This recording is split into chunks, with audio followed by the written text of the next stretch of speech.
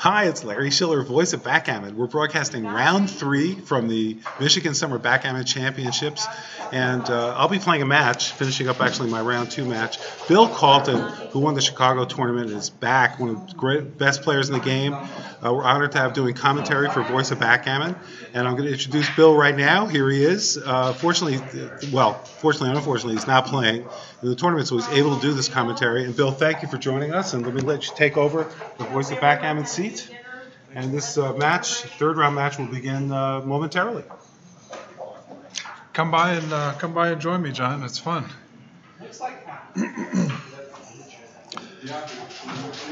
All right. So as Larry mentioned, this is a round 3 match, and we're looking at our featured match. Here are 2 undefeated players. We got Dmitrity Obhukov on the bottom, newly minted giant. And I believe he's president of the BMAB now. And we also have another president, Richard Munitz, I believe, is president of the US BGF. And they're underway. 5-3 for Richard. That's interesting. So rather than making a 3-point, he splits. I guess that's trying to get ahead of the attack there. And let me scoot over and make room for my co-pilot here and get in nice and close so they can hear you. 6-4 is a little bit of an awkward number. Dmitry went ahead and ran with it. There's nothing really better to do. And 5-4 looks like a garbage roll in response. So the 4 comes down. Yeah, it looks like he's going to tempo hit to try to slow him down. I guess you got him outboarded, and you got a blot hanging out there. So maybe logical to get him closer. If you're gonna talk, because the mic. When I got something to say. Yeah. What was the number there? Did Dmitry dance? No, he popped out and hit. Oh, hit. Okay. So I missed that. So 3-2 comes in and hits. A lot of blots. A lot of targets out there. 2-6 doesn't do much. 2 is easy.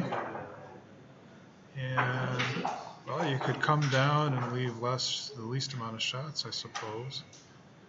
The other play's not terrible because they'd have to break the midpoint to hit. 5-3 is the number. Probably just clean up and make the ace, I guess. Doesn't really do much. Do you make the ace? Yeah, usually once you had the ace slotted, you go ahead and make it, turn it from a liability to an asset. I know Stick always says that. He got it from you. Yeah, I'm sure. 5-3. Well, obvious play, make the 10 and the 8. Is there a play B? Okay, maybe he was looking at pointing it on the head, but that looks like a nice compact structure. No home board points, but some good blocking power there. 3-1, so neither side's rolling particularly great, I would say. What do you think, 8-5 and 11-10? You see anything else? That's actually what I was thinking, yeah. It works on making the next point. You get hit a little extra. It opens up 2-6, but in return you get extra numbers working on that 4-point. 2-1, another nothing roll. Boy, I don't see any plays that look good here. I don't want to hit. I like coming up and pushing 8-7. I don't like it, but it seems like the best of a bad choice there. So now three builders looking at that, and the 4 looks like a ding dong. Ring that bell, and then probably come down, I guess. Hope you get missed. I don't think you want to pop out and leave 6 blots. It seems like too much. Huh? If you could have popped out with the spare, he's going to do it. I was thinking, okay, that's a big play. That could, 4 anything is going to be. Cube here, well, no. Oh, holy snake! I'm just thinking if you wow, hit, it's going to be too late to. That was immediately punished for that play. Yeah, which one? What's your last? Those, yeah, what he's spoiled for choices here. You know, he can hit 3 options here.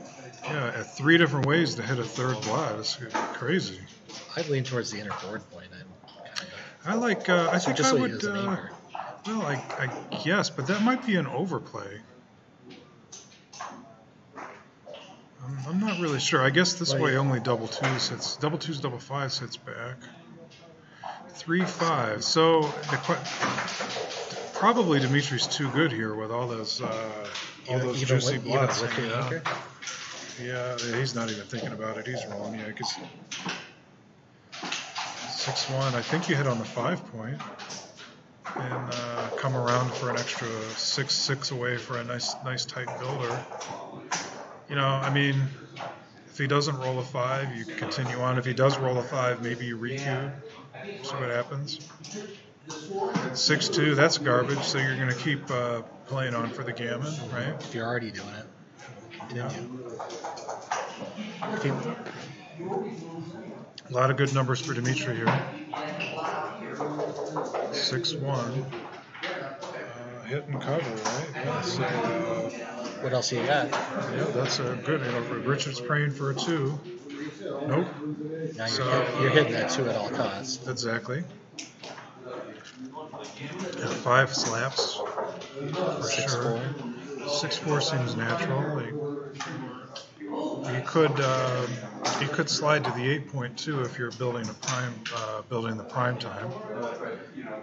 I feel with 3 out, there's probably not much time to make the prime at all. Well, I guess if he gets hit on the 2 point, like the backup plan, I guess. I'm not sure. I'll take Dmitrity's word for it. Yeah. But if it is an error, I'm sure it's tiny. And why didn't he go to the 5 there? Not to the bar with the 2. I'm not sure. Oh, it was a 2. Oh, sorry. Is there any reason not to just pull 2 guys down? Oh, okay, so he's maximum coverage for the ace point. If he rolls double aces, I guess is a good roll anyway. That must be the logic. 3-1. Okay, so we'll see if that extra attacker with a direct 4 makes a difference. That's why Dmitry put it there. 6 is easy.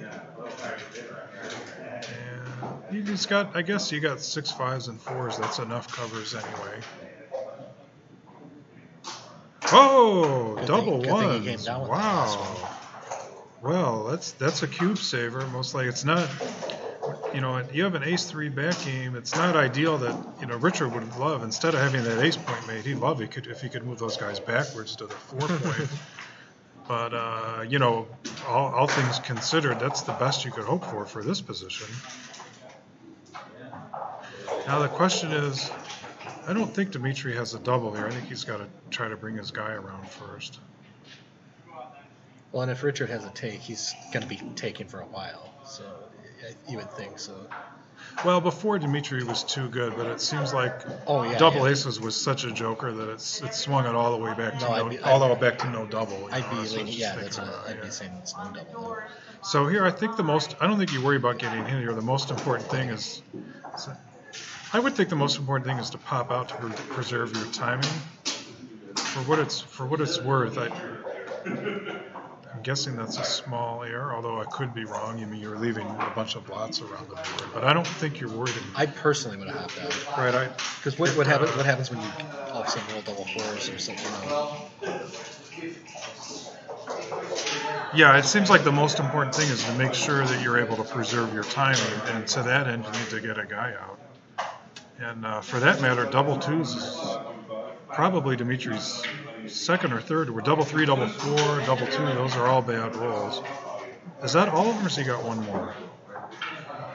Yeah, it sucks either way. Dmitri's got that on his face. You can see he's not happy with that roll. That's Dmitri's face when he's rolling good too. So. Well, that's true. He makes a smile once in a while. Well, double 5s, I think one comes out, and then you hit loose, and you got one more, right? So Probably at least play 1 to the 12 point. Looks pretty clear. It's coming out completely. I think if you play that, it's a drop. Personally, I think you're playing to lose. I wouldn't have done that. Okay, well maybe it's right though. It didn't get a cube. So, I'm not one to. Well, let's say this. Let this be a lesson to me. So, the virtues of this play, of Rich's play, is he's dominating the outfield. So, he's challenging Dmitry to run the gauntlet, I guess, to get around the board. Also, look at Dmitry's 6 and 7 points in the gap on the 3. He could leave another block. Right, 3-2 is a horrible roll for him. It's. Ugh. So maybe the point was he knows Dmitry's not holding that forever. I guess so. The other way was trying to win going forward by hitting loose, and I guess maybe that's just too unrealistic. So he's falling back on this, ace game plus some outfield coverage. 6-5, a tough number. I mean, you can play safe, I guess, and.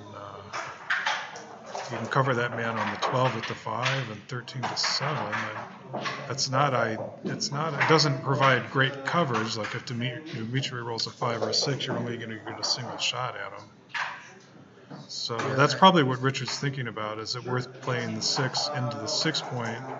It gives some extra long shots to hit, but assuming you don't get hit, you have really good outfield coverage. A double 5s, wow, that's got to be good for something. 1, 2, 3, and then you got one more. I personally wouldn't think much about it and do this move, but it's a tough guy. You got to clear that. You got to clear that point anyway. Dmitry's. Well, the good thing, of course, is you never get hit that way. So, So he thinks he's too good. It's interesting because this is the 3-2. 3-2 was a great roll. There were some awkward numbers. So I guess at this point there's so many gammons that you just it's like if you don't get hit, the gammon's in the bag, I suppose. And Richard doesn't have the greatest board. He's got those 2 checkers on his ace point. Right. It's not like you get hit and it's over. So. 5-1's off.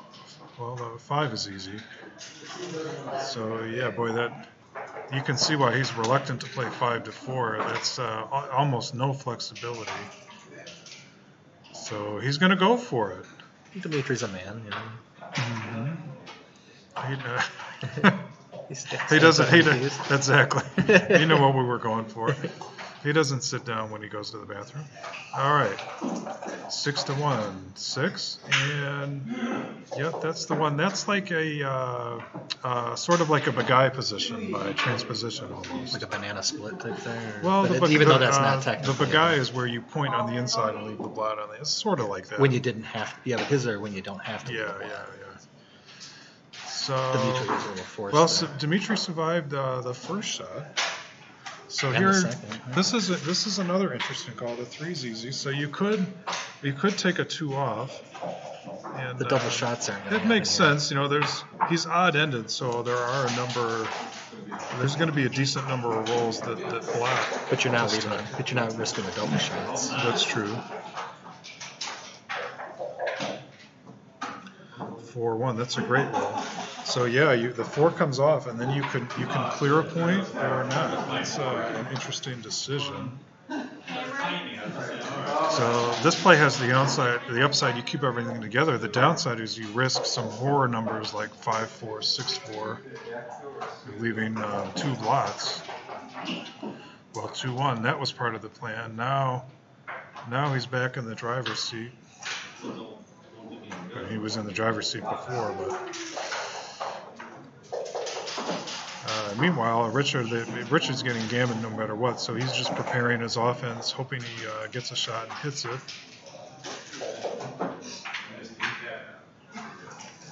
3-2 doesn't do much. Probably make the bar, I guess. That's possible too, is slotting the next point that you want to make. Certainly logical. 6-2. Okay, well, Dmitry left one or two courtesy shots. It looks like that's all he's going to leave. 5-3. Oh, Are you sure about that, Rich? That seems like that might have been one roll early to do that. Because you leave like 2-1, 2-2, like some extras. I don't think you're in. You mean if two boom booms and it's a backgammon, but that's pretty unlikely, right? So. It's an uncubed backgammon too. I guess that number counts. So 6-3. It looks like 6-3. Doesn't cover. You're not running. Okay, well, he's just putting him where he wants him, I guess. 6-5. Well, this could be interesting. If Dmitry gets down to 3 men, then you stay hoping for the ace shot. So yeah, you gotta make that. Yeah. Throw a matcher here and tell him to smell that thing. 4-1. Okay, so this is last chance saloon here. Do or die. Since Dmitry hasn't shipped, he's always got the power to double him out if he can get it. That's looks like a gammon.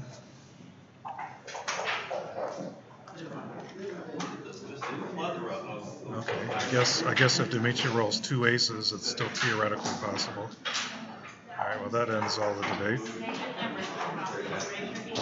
And so Richard took a chance, he took a chance by leaving all those blots, and Dmitry punished him with double force from the bar, and it wasn't all smooth sailing. He had to leave a couple shots, but Richard failed to hit him. And when he left those shots, Richard's board wasn't that impressive yet, Well, that's true, but he still would have been happy to hit. Oh, for sure. All right, so brand new game. 6-4, yep. Good roll for Dmitry. 2-6. He's in there. And we're going to have a long holding game? Maybe. Not going to have a quick knockout anyway.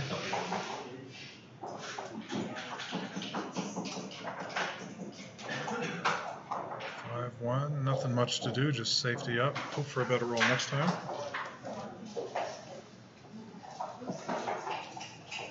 Double twos, that's a good shot. We've got some instant offense. Now Dmitry needs an opening roll here. Good opening roll. Nope. This is where, if you're learning on the viewers, this is where you say, how does that dirt taste? Bad roll.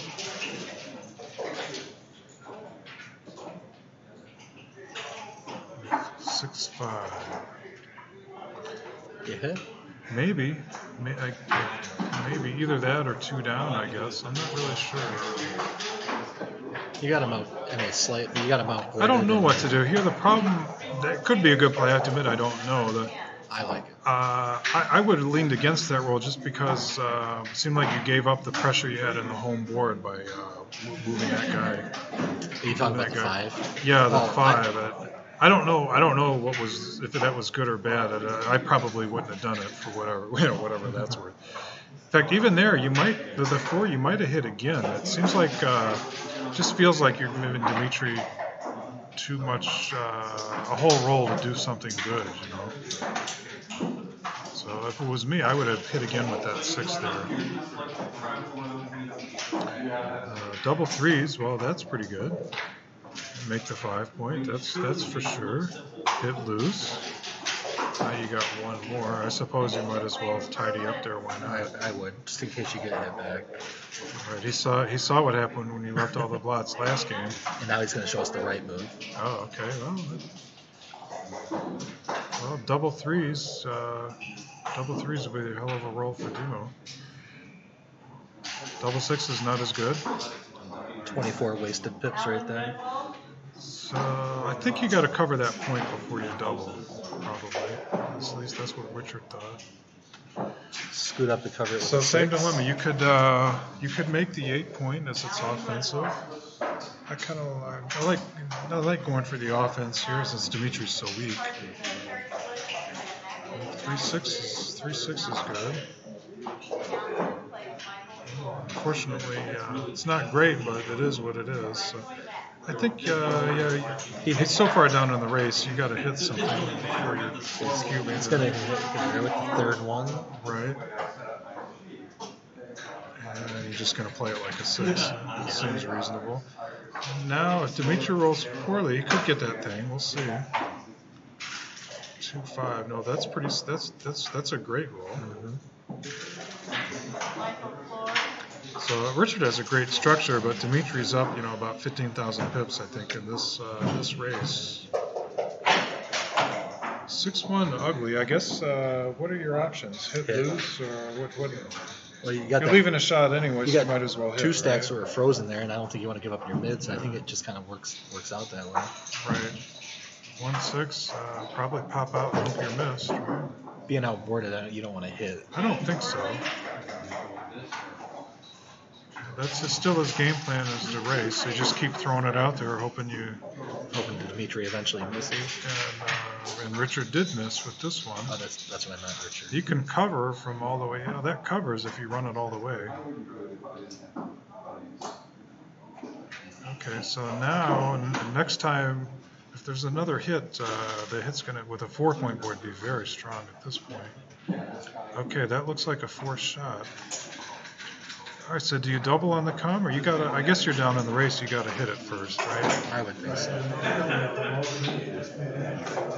2-1. Well, there it is. There's the hit. I'm facing the wall, so don't worry about it. Pressure's on Dmitry. 5-1. Well, he's in there. That ought to save the cube for a little while. Today I was ahead in both matches. 4-1. Yep. Nothing productive you can do with that one. Just throw it out there.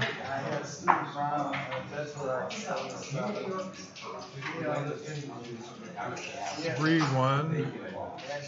Probably make the 5-point. Huh? I think so. I mean, if you hit his checker there, you're risking putting another one back. There's no. If you get hit back, it's game over. Right? I make the 5. Got to look at it though. He's got a holding game going on there too, so it's not like if that checker goes. 6-1. Well, you could make the bar, but at the cost of a lot of blots. Seems a little rich, that Dmitry has that 5-point. So the game's kind of settled down here, I would say.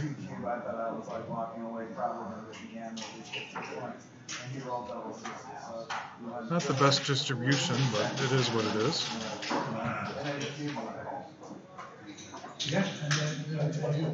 5-3. So I guess you got to check the race.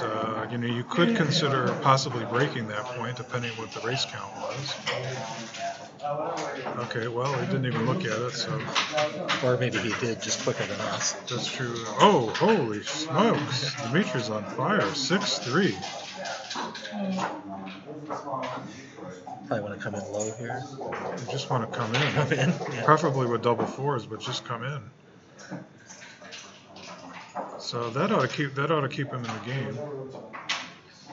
Well, Dmitry's thinking about it. It looks like he's probably counting the board. By the time I get a count, I'm sure it'll be rolling, but we'll give it a shot. So 40 and 55 and 26 is 81, 96 and 12 is 108, 114, I think, for Dmitry. And red has what, 50, 52, 60, 82, 83, 113, 118. If I was right, Dmitry's up roughly 10 pips, I believe. Not enough to double. So if I was right before, which is a big if, that would mean Dmitry's up about 15. 5-1. I don't think you pop out there. You gotta stay back, right? I would slide and then go. I think you just probably just both off at an 8-point. Yeah, that's how I do it. Like if I get hit here, I think I'd rather have Dmitry hit inside, where you're gonna most likely get a hit back. And he's not. He's not. So I don't know what play is right, but both of us sitting here would have played it differently, for whatever that's worth. I have 2 losses in the tournament too, by the way.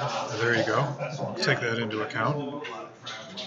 So 6-2 doesn't do much. So now Dmitry I lost track of the count, but Oh, that's a repeater, another shot.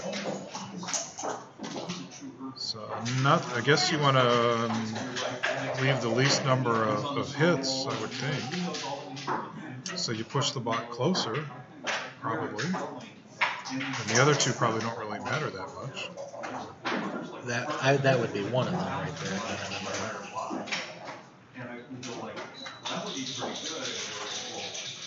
I'm not sure. I can't think of a good reason to give him more hits. Can you? I can. So there's the second and third. And I doubt this one. I doubt the last one really matters much. So I guess may Dmitry have made the bar just in case you get a shot and he comes in on the ace, but not much. Not much. Right. So I guess Dmitry's counting the race, and if if you got the ace shot plus a little bit of race edge, that might be enough to push it into a double. It'd be one of those computer doubles. There's no way Rich would drop. Okay, well that'll keep the cube out of Dmitry's hands for a while. Double sixes, that leaves him no stall time. So the next six that isn't a double is a shot. Yeah, you got to get that guy out of harm's way.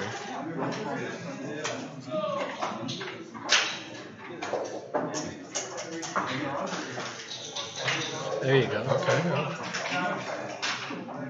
Boxes twice in a row, 3-2.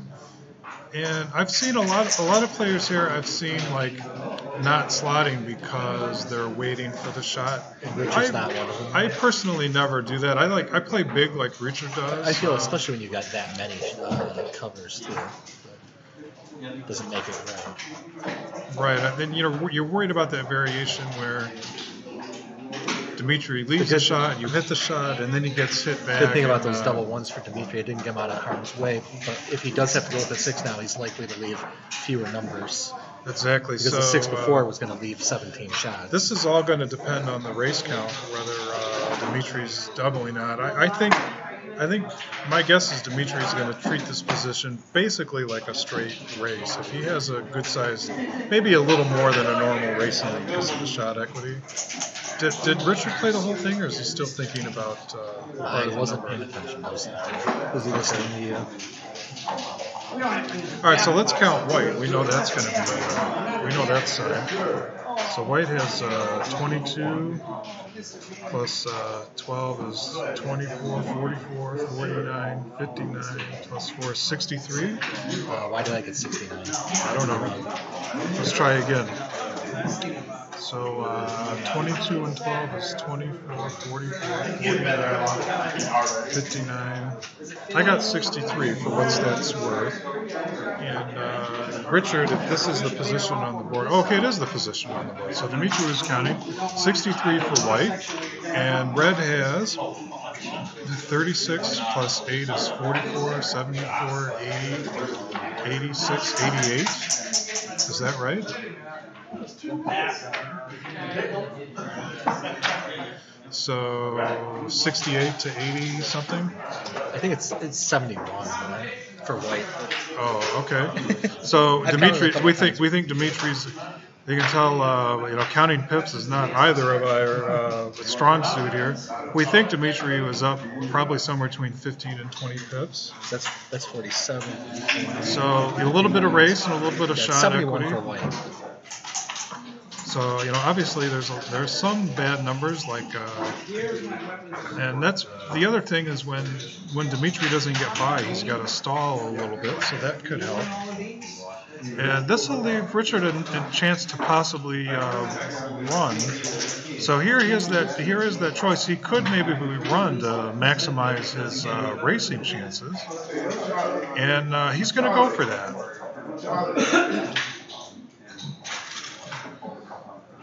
5-2. That's a garbage roll. So this is while Dmitry's wasting, that's helping Richard's racing chances. Now this will be, see if Richard has a decision whether to stay or to go. Double deuces. He's got to stay now. Yep, well, that makes the decision easy. You got to stay. 1-2. So now you're primarily playing for his race is improved, and there's still some shots here. 6-1. Shot time. Okay, so 2 ways to win. 3 is obviously very strong. Big numbers helps. 6-2. He's he's an underdog in the race, but he's got some real chances here. 4-1, just enough to draw first blood. Maybe second and third blood too. 2-1, yeah. That's not the roll that Dick wanted there. Okay, Dmitry didn't exactly take advantage. You know what? I'm still going to give you one more. Yeah, one more. 5-4. I come in with a 5. Richard's done. Yeah, you want to be a little heavier on the 4 point. I'm not sure.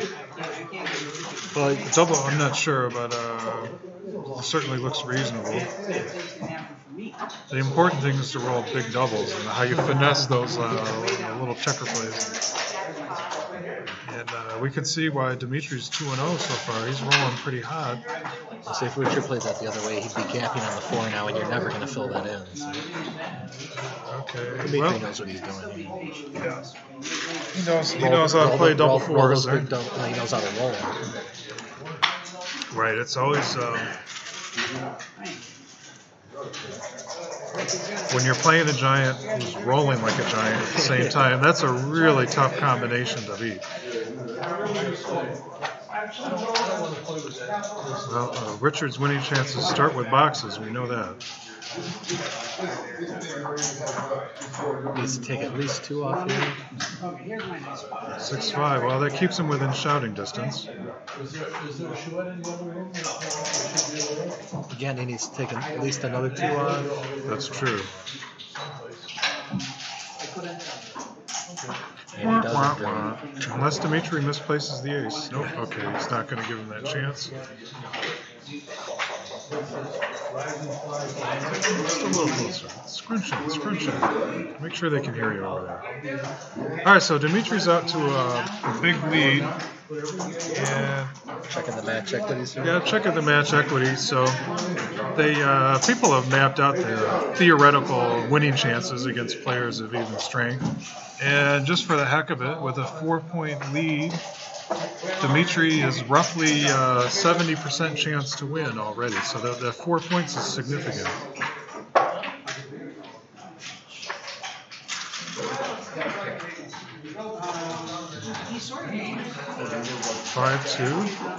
And Michi, with that opening concept, says never split when the other guy has 10 guys in the zone. Here you got 11, so we like that play.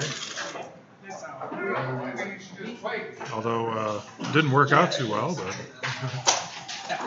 Dmitry, I think that's the second time he's reached out with that 6-4 and touched. 1-6, that's a classic distraction play. You don't really, trying to make an anchor, you don't care if you get hit too much there. Double 5s is an awkward number. Yeah, this doesn't look like it plays too well. Probably end up making your 3 points. You could, although then if you did that, you're looking at putting a 6-man on the 6 point, which is pretty ugly.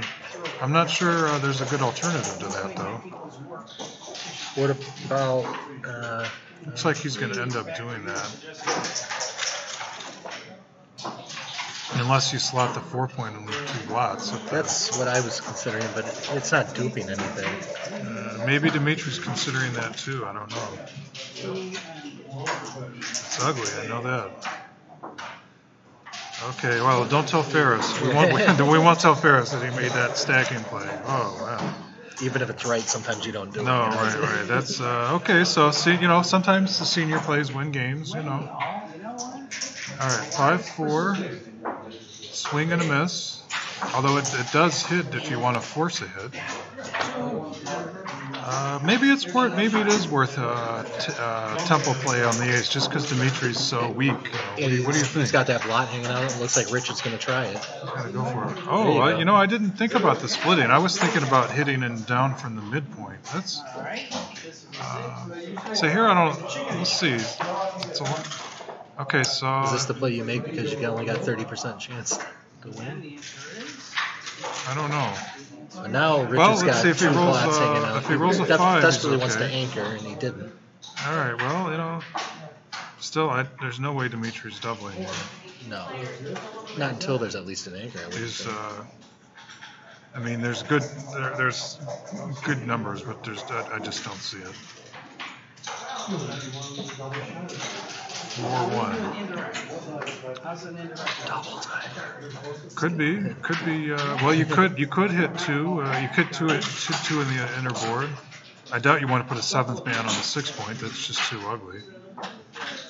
Well, I feel So if you do that, you got to go to the ace, right? That seems all you got really. 4-6. So he's in there. So now that Richard's anchored up, when do you start thinking about doubling here? Never. Never. That's You gotta maybe get that other checker up off so he doesn't double anchor. Cover, you can hit. Yeah, 1 hits, and it's too many double 5s really. Where's he got 1 more? No, that would be it. You sure? Oh, maybe not. He's got 1 more. So he could play it 8-3 also, but 2 on the bar. So maybe if 5-6. So I guess you got to consider the cube here because there's a lot of gammons in play. Okay, and there it goes. So this is an interesting thing. All right, well, Richard let it go right away. It'd be interesting if we had the computer to check that evaluation. It was a gammonous position. On the other hand, being down 4-0, sometimes you take a little deeper with the idea of re-whipping to 4 and getting a big game, get all those points back at once. Richard lost another 5% equity there. So It's down to about 75-25. what did you think? Were you taking that one, or it happened too fast to really? It happened too fast, but I think I was probably taking. I mean, I didn't really have much time to look at it. It's one thing that's hard when you're watching these matches and trying to think of something. Yeah, you have to make a snap judgment there. So in this time, I think this time you are splitting because even though Dmitry has a lot in the zone, Dmitry has that advanced anchor. So when the other guy's in anchor, you got to try to make one too. 6-3, that's a boom boom. I mean a hit record rather. I'm getting my metaphors mixed up.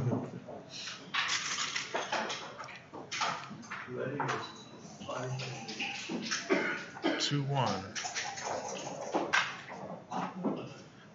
Come in with the 2, and then I guess you can either come up all the way or diversify.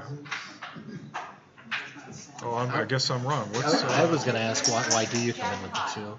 Oh, that's interesting. Well, it's not. I thought I have to go. I have a match. Oh, okay. All right. Well, thanks for being here.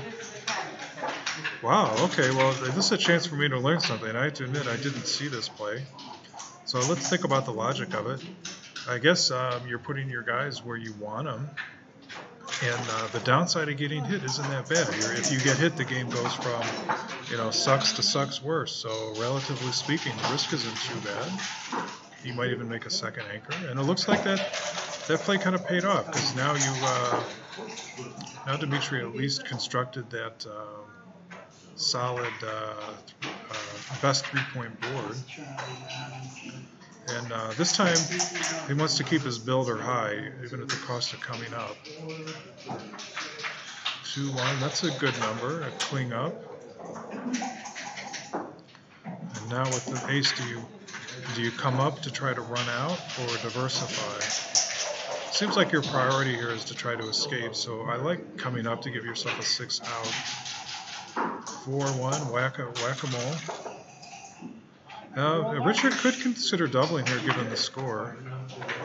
2-6, that's a hit. Great roll. So probably no matter what Dmitry rolls here, that cube could be coming. 3-6, I don't think that's going to be good enough to slow the cube down. We'll see what happens.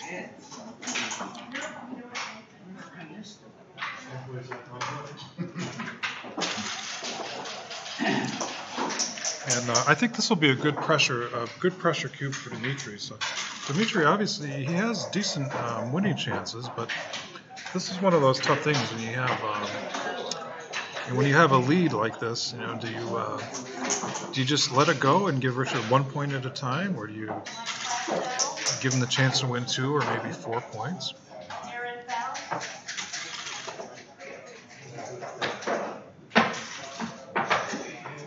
So he's down, you know, he's down a couple miles in the race, so there's not much racing equity. Personally, I tend to get bullied in positions like this, so I think I would pass. But you're not going to intimidate Dmitry. If he thinks there's a take, he's going to take.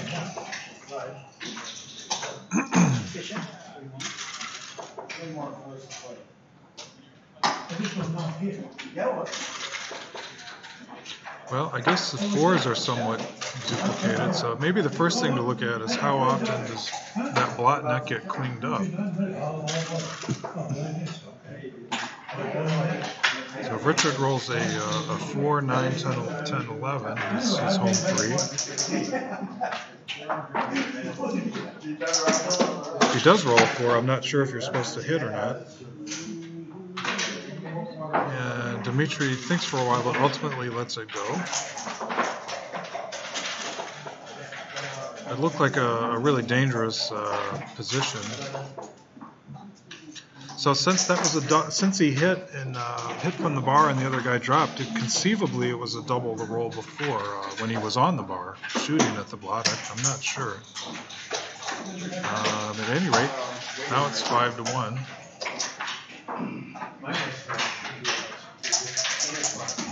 4 and 3. Okay, so Richard hits, brings the 3 down to get a direct 6 to cover. 3-1. That's a bang back.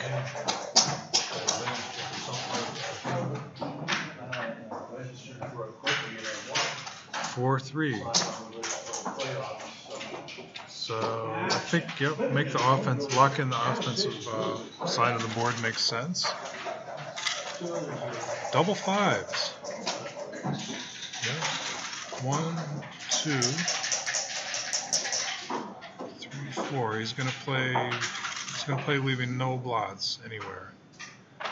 Now he's got a big race advantage, and he'll hope to roll something good next time. Double 2s. I like making the little offense, little defense. Like, makes sense. 2-1. Wow, that's a dirtbag number, I would say. The only way to play safe, it's like 8-6 and 24-23. It's ugly, but it looks like that's all best of a bad situation there. 5-4. That roll doesn't do much either. So perhaps Richard would hit loose on the 2 point. Another option is just to come out and come down. That kind of dominating the outfield. And you noticed Dmitri's stripped on both of those points, so he doesn't really want to hit there. For what it's worth, I like this play that Richard's looking at. I wouldn't argue with hitting loose either. So this challenges Dmitry to roll something good, and he really didn't. 2-1. 2-1 looks like a gutter ball to me.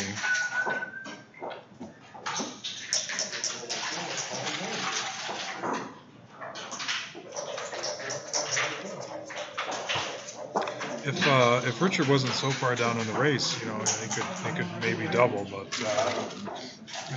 as ugly as Dmitri's position is, he's way up in the race. So.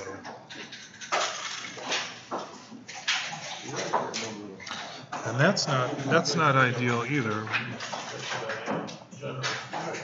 So at least this gives Dmitry some good things to hope for. 4-3. No, another bad roll. There's so many bad rolls in a row. I wonder if he's going to have a cube anytime soon. So that's the only way to play safe would be to dump 6-2. God, it looks just horrible. What's the alternative if you don't do that? You hit, but there's really no constructive 4. Yeah. Ugh. So can you consider just a double on ugly? I guess not. Double 2s. Probably make the 5-point, I guess. Make the 5-point now. You got some real teeth in your position, and the next time a blot appears, send a cube. I think for what it's worth, I like that. You make a strong board, and now if I see a blot, I'm letting it go. Well, okay, no blot. Now Dmitrity's really tiptoeing through the tulips on this game so far.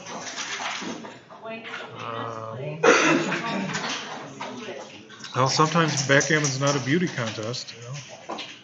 You can win the race is the name of the game.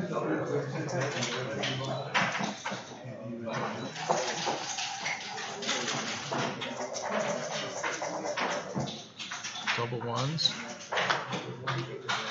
And consistent with the way Richard's been playing, he's just slotting the next point. Just keep building his offense. Oh man, this is the best roll Dmitrity's seen in a long time, and unfortunately, if you make the 5-point, there's still 2 blots on the inside. But you got to leave a blot. You have to leave a blot either way. So you could play 8. You could play 8 to 4. That's the least number of shots. So if you do it this way, you could, with the ace, you could play 2 to 1. That's one blot theory. Or you could play 6 to 5 if you get away with it. If you get away with it, that's good.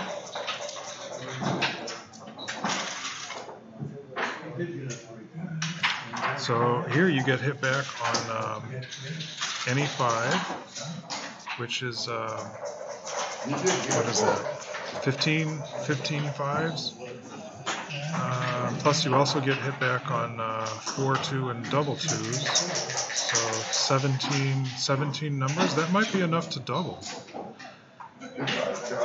So if you play 8 to 4, this one leaves 20 numbers instead of 17. But the upside, if you get away with it, the upside is huge. It might be worth the extra numbers. And there's another play I hasn't looked at, was just 8 to 4 not hitting. That's possible also. There's this too. This is only 11 numbers, so the minimum number of shots, and you flush them out of your hair. But you leave them with that awful distribution on the 8-point. 1 3. Okay, well that's a fantastic roll. 1 hits. 3. The offense is in place. 2 6. Well, he's still managing. He's managing to stay alive.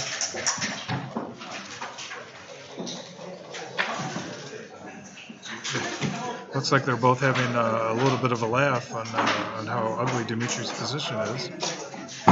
But that 2-point board was effective at least for one roll. 6-2. That's probably the best roll Dmitrity's seen in a long time. 6 around the corner and unstack a little bit. 5 4. So you could, I think you make the double anchor, right? So he's making the board. I don't know about that one, because this gives anything that makes the 5-point is on your head. 3-2 plays. It's not great, but it plays.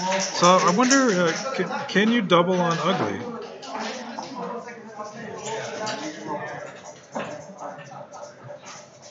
So I guess Richard's going to wait for the shot to appear and then double. As soon as there's a blot exposed, the cube's probably coming. 4-2. Okay, well, now Dmitrity's rumbling.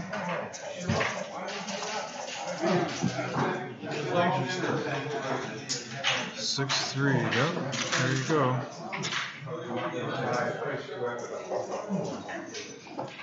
The best position Dmitrity's seen in this game, but I still think you're a long way from the cube. Too stacky and too many holes. And there it is. That's an immediate shot. So based on the way Dmitry played it last time, I'm going to be expecting 6-1 here, just to leave a one shot, and if he misses, you flush him forward.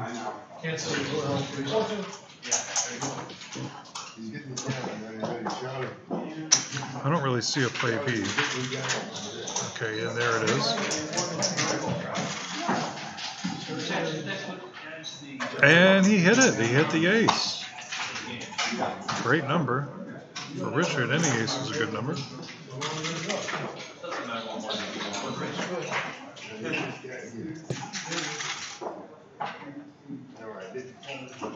Well, I guess if you knew Dmitry was going to miss, you'd play 13-8. But this seems like I like the way he's doing that. 4-6. All right, so I would send the cube here personally. Even though you're way down on the race, I would let it go. But 3-2, no cubes in play.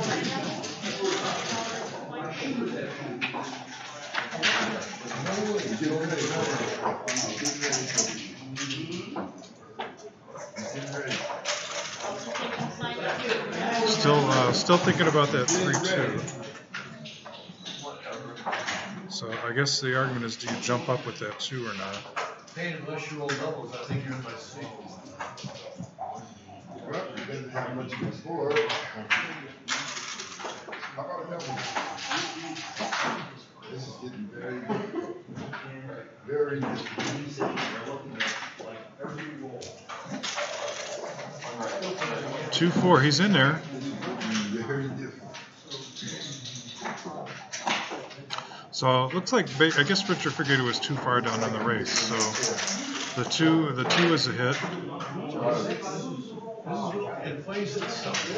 don't think you make the blocking point. I think you got a hit, and then he either misses or he doesn't. So I'm not sure how to play it quite that way, but I like the basic logic of the game. There's a 1, and my gut says this is a double here. But Richard's looking to cover the block first. So it covers. And if Dmitry doesn't get out, once again I'm doubling, although I was doubling last roll. So I'm still doubling even here. I don't expect a Richard to double, but I would. 4-2, that's a hit.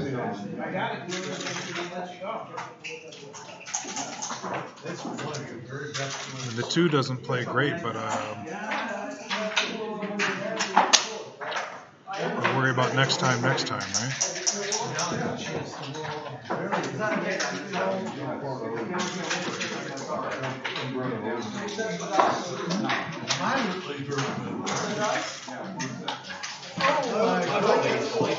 Okay, so he's still thinking about that. Still thinking about that 4-2. Okay, well that's a creative play. You're trying to dupe 6s, but I'm not sure I understand the reason. I think you keep going, and it's sort of duping 6s. You're not nervous.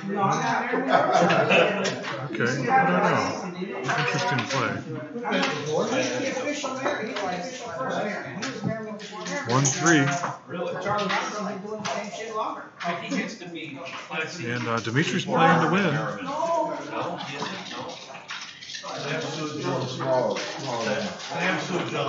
Could consider a double from the air.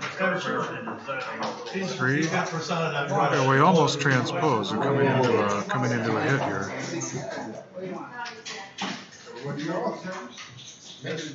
Okay, well, let's see. Hopefully you'll consider the cube now. Oh, that's a horrible roll.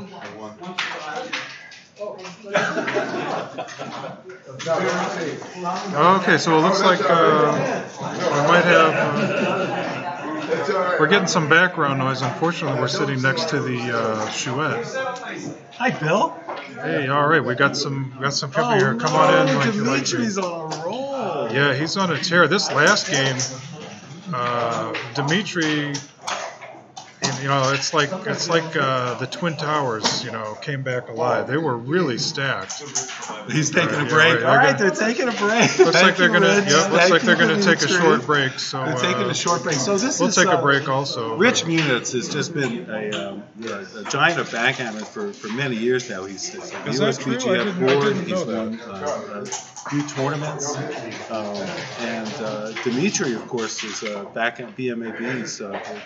He runs it. The CEO of the BMAB, the Backgammon Masters Awarding Body, which is a really critical function in the world of backgammon. This is, and I'm just taking a break here between my matches, but the Backgammon Masters Awarding Body, which Dmitry runs, Mochi was the president, he might still be, I'm not sure. Dimitri's sort of I guess ran for president, is the president now. David Presser's involved from Israel and from Chicago. David's known as one of the top, if not the top two, doublers. He knows doubling strategy better than anybody in backgammon. What's so great about the BMAB is that it lends credence to the game of backgammon. So this is an official, well-designed framework for determining who the best players of the game are. And it's not just based on results, because backgammon is a dice game and there is luck. But there's also a tremendous amount of skill. So what the BMAB does, what they said is, look, if you want to be rated as a grandmaster, like in chess or whatever, in backgammon, then we will record all your matches at a tournament, every single one. You can't cherry pick, and we'll compare how you played against how the bot, XG, in this case Extreme Gammon, would have played. And a 0 performance rating means you played exactly the way the bot would have played, which is considered to be perfect. Now, the bot's not perfect, but it's as close as we can get, and people do analyze these bots, and they can actually roll out positions and really have a confidence level that the bot is making the right play. We can count on that. So this performance rating, PR, is basically a measure of how well you're playing against the bot. The best player in the world, Mochi, has the lowest PR somewhere around 2.5. I'm not sure if it's a little bit above or a little bit below, but it's amazing. Because the average open player, well, if you ask the average open player how well they play, they'll say around a 4. But actually, it's more like a 6 or a 7. And so think about that. Mochi has more than half is at least twice as good, according to as far as PR is concerned, than the average open player, which gives him a huge advantage, and he does very well at tournaments. Dmitry and Rich are both really masters of this game. I don't know what Rich's PR is. It's probably around 4. Dimitri's, I believe, is in the high 2s or low 3s. So he is a great student of the game, and it's really just so wonderful to have players like this being able to watch this live on YouTube and Twitch.tv through the Voice of Backgammon. And but we really are big supporters of the BMAB, and how well they have come up with this formula and how hard they work. It's a volunteer organization. So check them out. It is the, I should know their website. Do you know the website? It's the bgmastersab.org. BG, Backgammon Masters, AB, awarding body.org. Bill's back from his break. We're waiting for the players to come back from their break, but I've got to get off my break and go play another match against Leon from Canada. So I'm on my way. I'll turn the reins over to Bill Calton, who'll be back in a moment himself. So stay tuned, stay with us. Larry Shiller, Voice of Backgammon, thank you for joining us. Please do subscribe on YouTube. We need to get to 1,000 subscribers in order to have youtube.com/Voice of Backgammon. So we need your help. We're at a few hundred. We have a few hundred more to go, and every subscription helps. So if you are enjoying this broadcast, this podcast, whether you're seeing it live or on a repeat, I personally thank you for course, subscribing to the channel, getting notification when we're doing these fun and engaging videos, both for beginner and expert alike. Larry Shiller, voice of Backgammon, signing off, but not this broadcast. Bill Calton's joining us now. Welcome back, Bill, and thank you for filling in for voice of Backgammon. Welcome.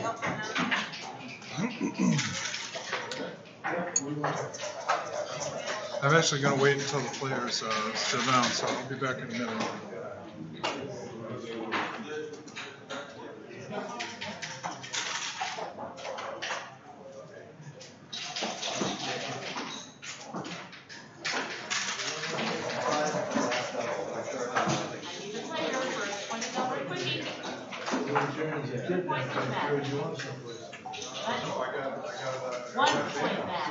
My apologies.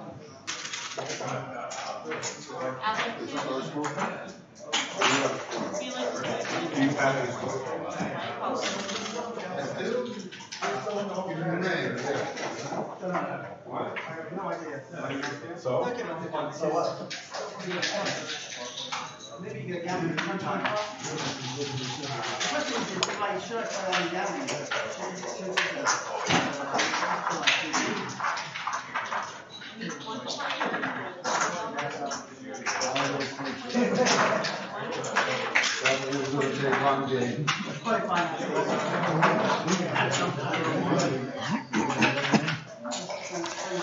Well, while we're waiting for Richard, talk a little bit about the match equity. So, Dmitrity leading 6-1 to 11, or 5 away, 10 away, and according to my match equity table, that gives Dmitrity 77% winning chances. So that 5-point lead makes a difference. And in terms of general strategy, since Dmitrity has a sizable advantage, he'll tend to play a little more conservatively. So he'll try to play games to keep the gammons low, which means if he can make a high anchor, he's going to try to do that. If he can make the game a race, he's going to try to do that. If he can avoid playing a high gammon game, such as prime versus prime, or a blitz, or a back game, if he can help it, he's going to try to avoid it. Dmitrity's strategy is to win 1 or 2 points at a time, and try to force Richard that if Richard's going to win, try to make him win 1 or 2 points at a time, so that he maintains his lead. And Richard's strategy is basically the opposite of that. Richard's hoping to win 2 points or 4 points each game. The best way to win 4 points is to win a gammon. So his strategy is the reverse. He's thinking offense first, to the extent that you have a choice. So he'll be looking to build his board quickly, make a prime if he's able to steer the game towards a blitz, or a prime versus prime, or a lot of blot hitting, that kind of stuff. He's going to go for it. If he's able to jump out to an advantage in the position, an early advantage that also has some gammon zing to it, probably send a fast double. Again, hoping to win 4 points in one game. If Richard was able to win 4 points in one game, all of a sudden it's 6-5. That makes a big difference.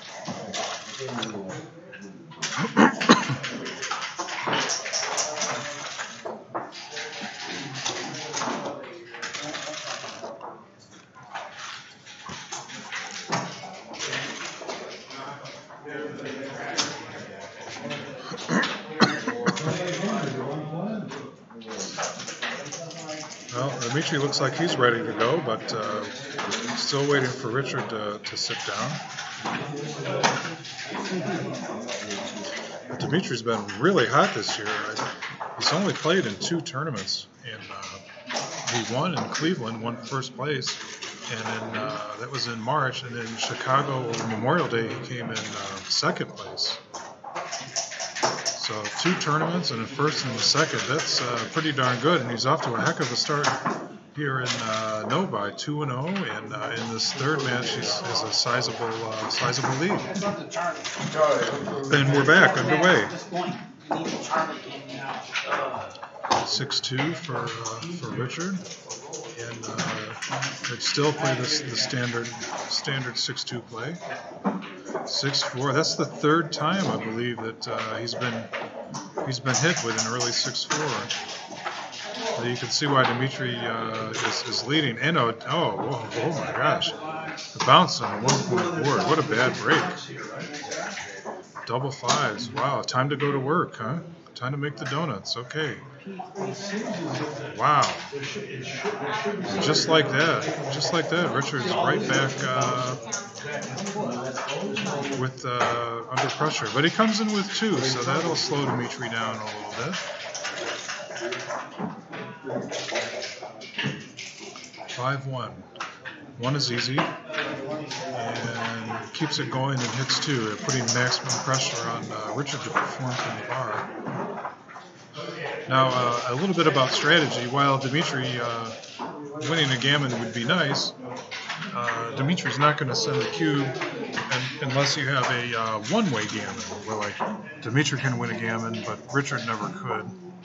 That's the kind of position where you're sending a double.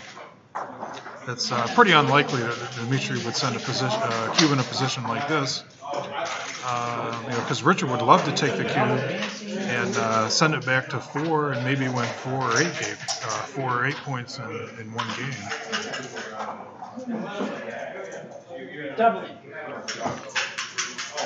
Well, you could make the 10-point. Hard to argue with that.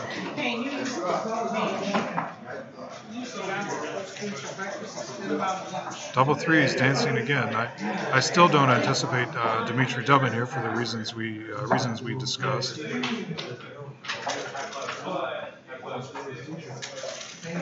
But he's gonna do his due diligence and think about it.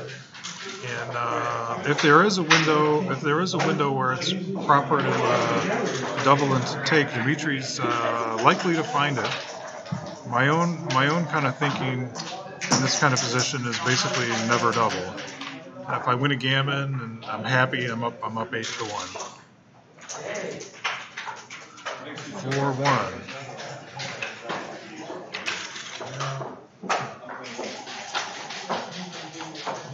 Still attacking. Wow, dancing again. What a horrible break.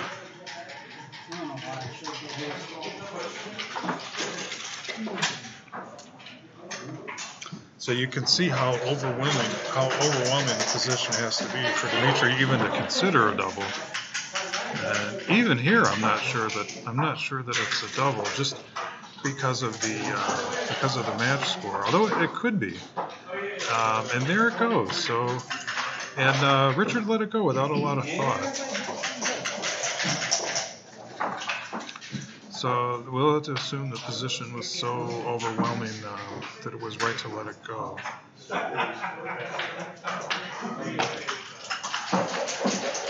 So Dmitry scores again. That makes it 7-1 or 4 away, 10 away. Checking my match equity table, that puts Dmitry at 82% chance to win. And wow, I think we've seen this movie before. Double fives. Wow. Okay, well that's a good comeback. Come in and hit. Try to fight back a little bit. 2-6 from the bar. That's the normal play. Hard to see doing anything else there. A chance for Richard to do something. Well, you can make the 5-point. It gives Dmitry the whole roll to do something, but what's play B? So that looks good. That 5 points a great asset to have, and you're going to have it for the rest of the game. And okay, double sixes. I guess that plays itself.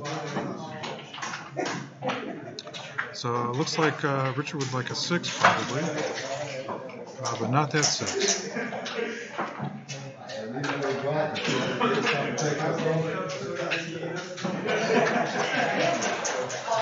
Couldn't safety the blot anyway, so you might as well improve your position as best as you can. 5-6. That hits two. It hits two checkers. Hard to think that there's any alternative to that. And that puts Richard under severe pressure to perform. And 5 comes in. So now we have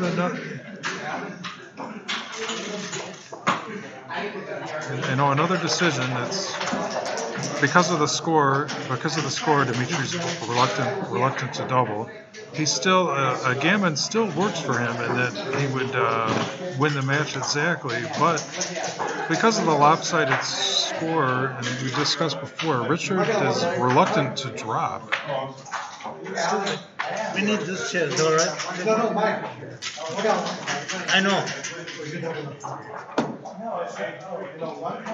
Okay, so I got distracted there for a second. I'm not sure what just happened. So 2-1. I guess Richard danced it again, and now Dmitrity's considering the double. And these lopsided scores, it's a particular area that I'm a little weak in. So I'll be interested to see what Dmitry does here. And he's going to go for it. That's going to put the pressure on Richard. As we discussed here, Dmitry has some big upside here. It's a gammonist position. If he wins a gammon, the match is over. And yet, you can only give away 1 point so many times before you go ahead and make your last stand. But Richard lets it go, and now it's 3 away, 10 away, and this lets us apply what's called Stick's rule. And Stick's rule is that when the leader is 3 away and the trailer is 6 away or more, that the leader should never double a position where there's basically contact for both sides. So you'd double a position that's like a race or a holding game, but more contact than that, you basically just never double. 2-3.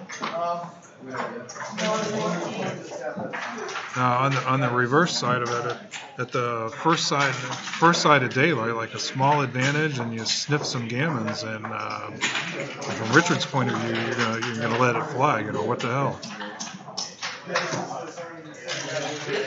And I like that. Mix it up. You got the better board. If Dmitry rolls bad, you might be able to send a cube.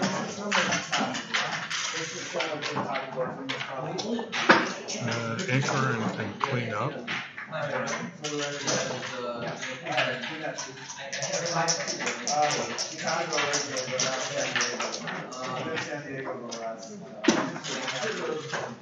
(3-1). Yep. Gotta make the bar point come down for more offense. Absolutely.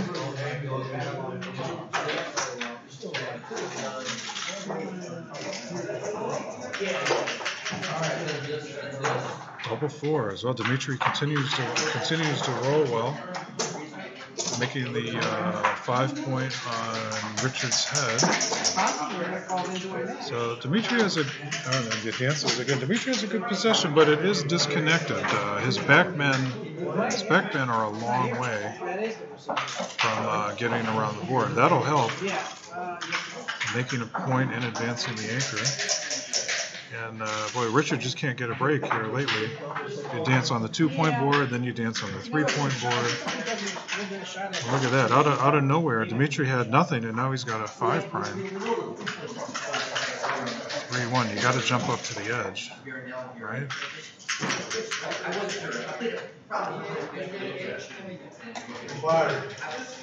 No, it's. Okay, so he's going for prime versus slime, so to speak. Dmitry's got the better prime, but oh wow! Well, definitely going to give those blockers a raise, holding the doubles. That was a great variation for Richard, and this looks like a shot. Wow, that's a brave way to play it. I'm kind of leading with the chin there. Let's see what happens. 6-1. So you can either hit 2 or pop out. And he's going to hit 2. I kind of wonder about that 3-2. It seemed very risky to split there. Like if Richard doesn't hit back, he could very well get gammon this game. And maybe he's thinking that. He's like, well, if I don't hit, I'm screwed anyway. Maybe I should just double. The hell with it. I'm a little skeptical, but worth considering. 3-5, that's a lifesaver. We needed that in the worst way.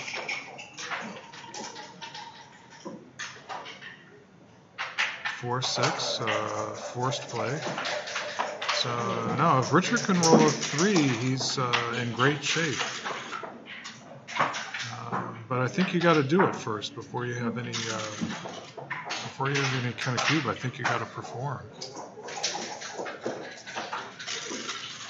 That's not going to cut it. 6-1, only the 1. Oh no, okay, the forced play. Okay, it comes out. 3-2. Oh, fantastic roll. Comes in and hits at the same time. Now, if Richard doesn't get hit, he's going to be the favorite, I think, in this position. But he did get hit. Great roll. Great roll from Dmitry. Comes in and hit. 3-5. Comes in and hit, but hitting's probably too dangerous here. You probably got to pop out. Pop out and let Dmitry come to you. Because I would think, yeah, it's going to be hard for Dmitry to run the gauntlet through the outfield there. Oh, maybe not. Look at that. Boy, he hits again. Wow, Dmitry continues to be hot. Everything he needs, he rolls.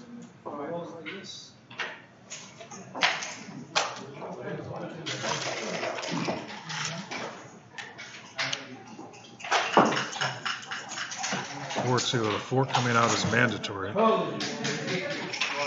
2 comes in, and Dmitry's very close to winning this game.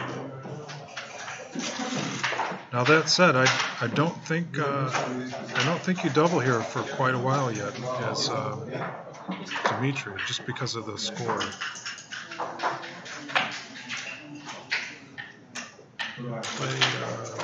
I like that play. Is there an alternative to that? Now, Stick has a rule for these kind of positions where you're scrambling home, and Stick advises that you basically always run the back man if you can. And Dmitry's play conformed to that. 3-6, that's a good roll. And he's back out there, so it's 7s and 8s to hit. Anything else misses. 2-1. Okay, so finally, Richard finally gets a break. And he's right back in this game.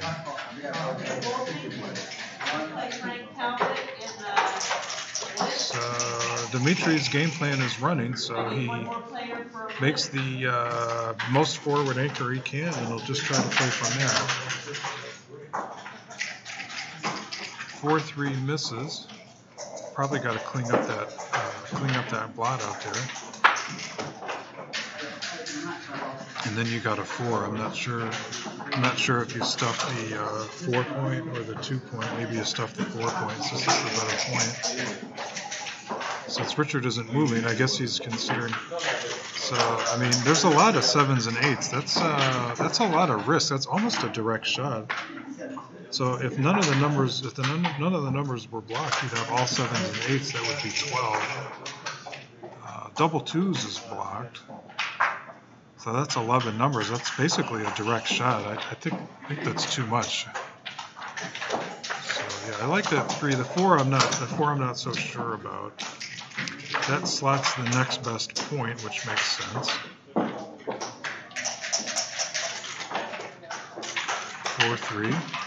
So Dmitry could run and leave a double shot, or he could leave just the 7.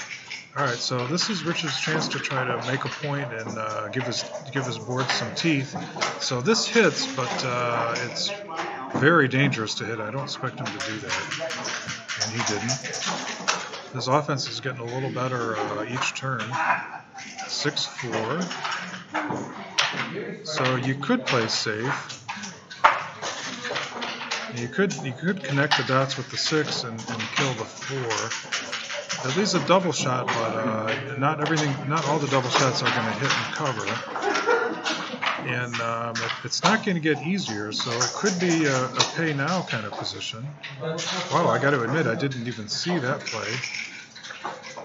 I guess on that play he figures Richard's not going to hit with a 7 anyway, so keep him in play. 4-6, that's a fantastic number, hits and covers. And if Dmitry bounces, he's probably getting that thing. Nope, 4-5. 4 comes in. So here you can run out, or you can come in and play one blot theory. He comes out, challenge him. This time, if you hit a 7, I think you would hit it. Double ones. Oh yeah, this is game over. Hit and make a point. Wow, continuing.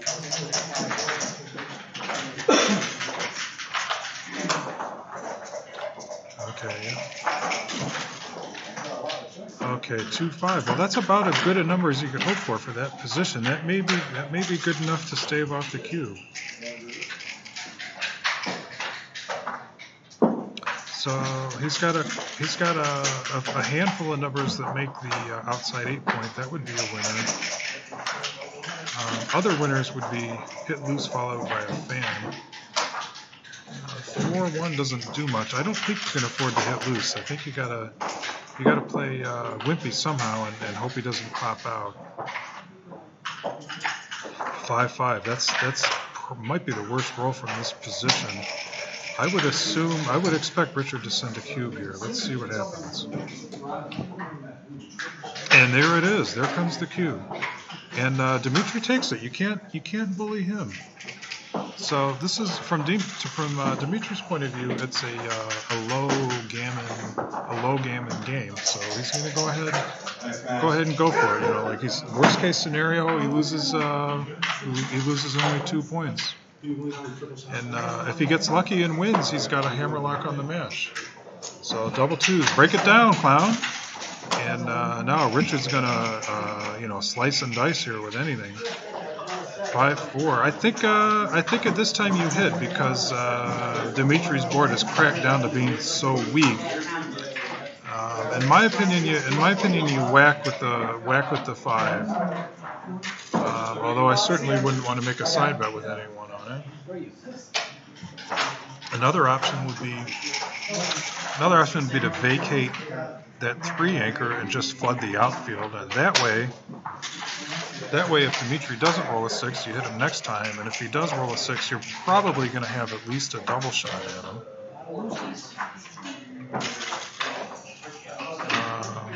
I don't know if it's right, but I like where his head's at. Put the pressure on him to roll a good number. And he didn't. He bounced. So now he's got 3 numbers to cover the deuce point. 5-4, that's one of them. 5 is easy. And I think that's the right 4. And the big idea here is really you're guarding against what happens if Dmitry rolls 1-6. And if he did roll 1-6, then you would have 6s and 7s to hit. 5-3. And I think it's the same idea. I'm not sure about that. 5. I might play from the 5 from the back. Kind of with the same idea. If Dmitry rolls his best number 1-6, you got more guys aiming at the bar point. But that said, these positions are very tough to play precisely. That's another option. Bring it in. I personally don't like that, just in case 1-6 becomes that more powerful if he rolls it, and he did. Wow. So immediately punished for that play. Now he's only got the direct 6 to hit, but he rolled it, so no harm done. And I think you leave the tail on the donkey here and leave the 1-6. Just probably push an ace on the inside, I think. 1-6 is bad, but any other one, and I think you'd rather be there. So yeah, I kind of like that. I like that play. I don't know if it's right, but I like that play. 3-6. And 5-4. So that doesn't do much. I guess you just run around. I think that's the play. And basically, if Dmitry doesn't roll 1-6, it's pretty much over. And he didn't. So I expect Richard to be able to connect the dots here somehow, and he does. So now, rather than make the ace point, this is instructive. He makes the bar and slot, so now he's hoping to go fishing. He wants Dmitry to roll an ace and possibly leave the second block. And well, the fishing didn't last long. He's got to cover it up now. And the good news for Richard here is he's got a hammerlock on this game.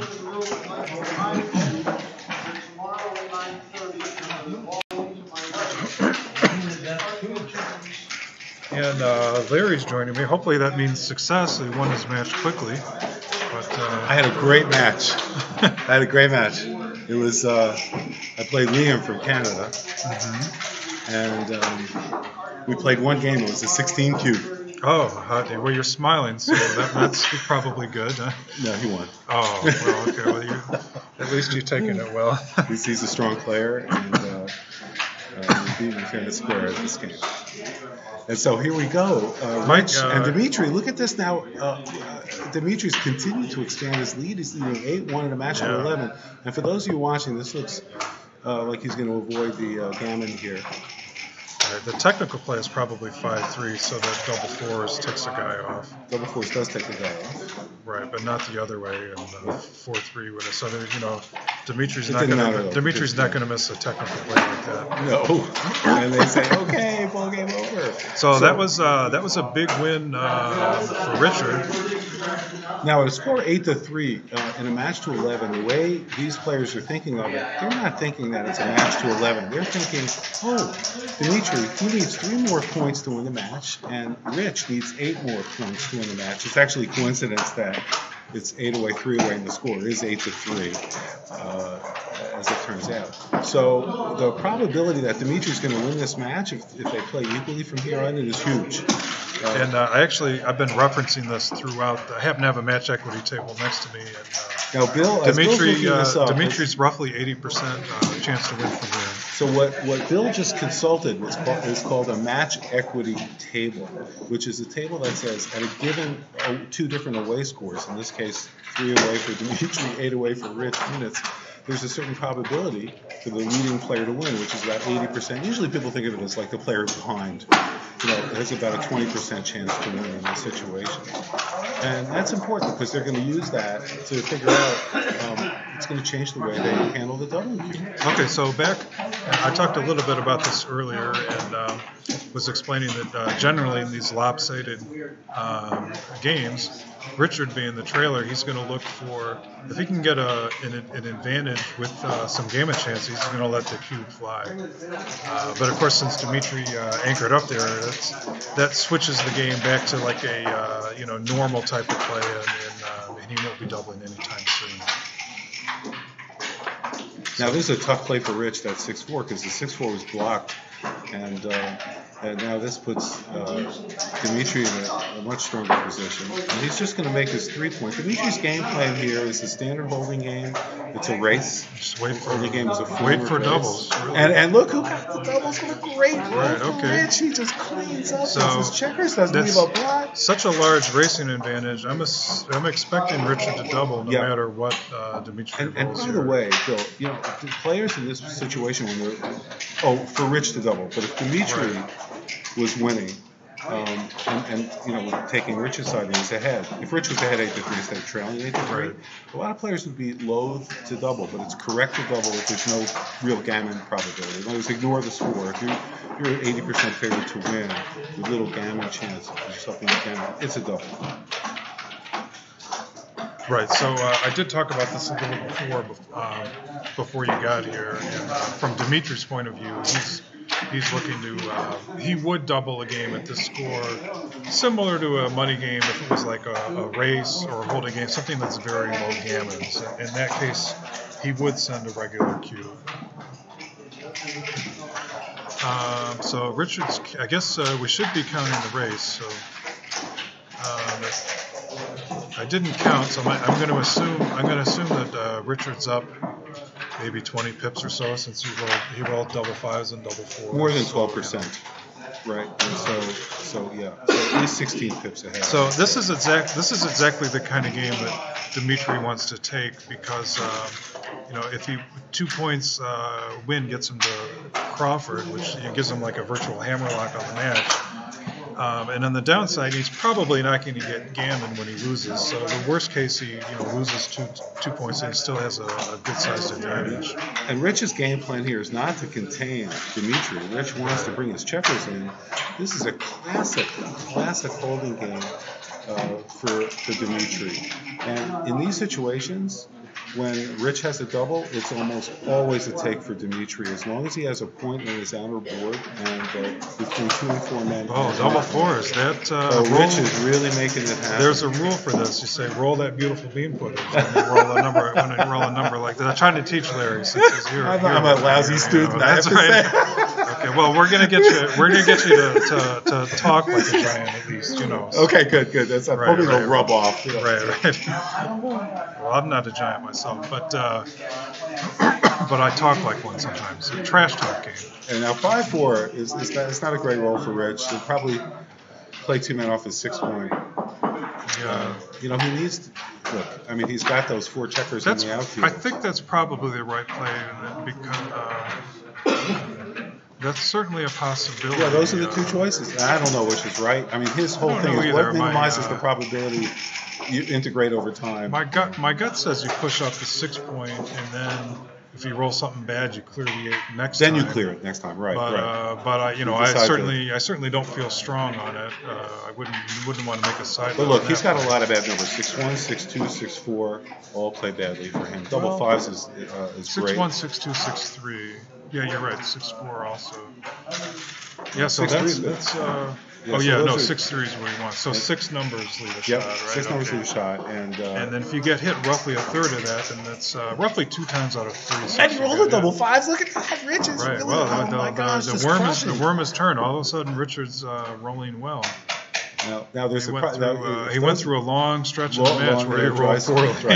A long stretch. Now Dimitri's thinking, I don't have a gammon here, but I want to pick up can I pick up a second checker if I get hit? And it's unlikely. No, it's not likely. I think there's not a lot of gammon, so I like his play. You make the 2 point just in case lightning strikes with 5-1, 6-1. Rich There's a small chance. Take 2 checkers off here. Yeah, obviously. Well, he's thinking about taking a checker off the 4-4, but there's no need. The only possibility is if he rolls a 5-1, he gets hit, and then Dmitry can pick up his other checker. So in a way, maybe taking a checker off the 4-point is right, strangely enough, because then it reduces the probability he leaves a shot. So when in doubt, I would take 2 off. There's not a lot of gammon chances here, but an extra guy off to juice it up a little bit. And certainly safe for Dmitry to run. He has maybe a 3% chance of winning in the race. Rich clears, and this is all over, just to make sure he doesn't get gammon. They're going to play it out. Very small gammon chance. By the way, in this situation, what you do is you count the pips it takes to get into the home board. So, like right now, he's got 1, 2, and 4, 7, and 7 is 14 plus 2 pips to get off. What did I say? 7, 14, 16 pips, which is 2 rolls.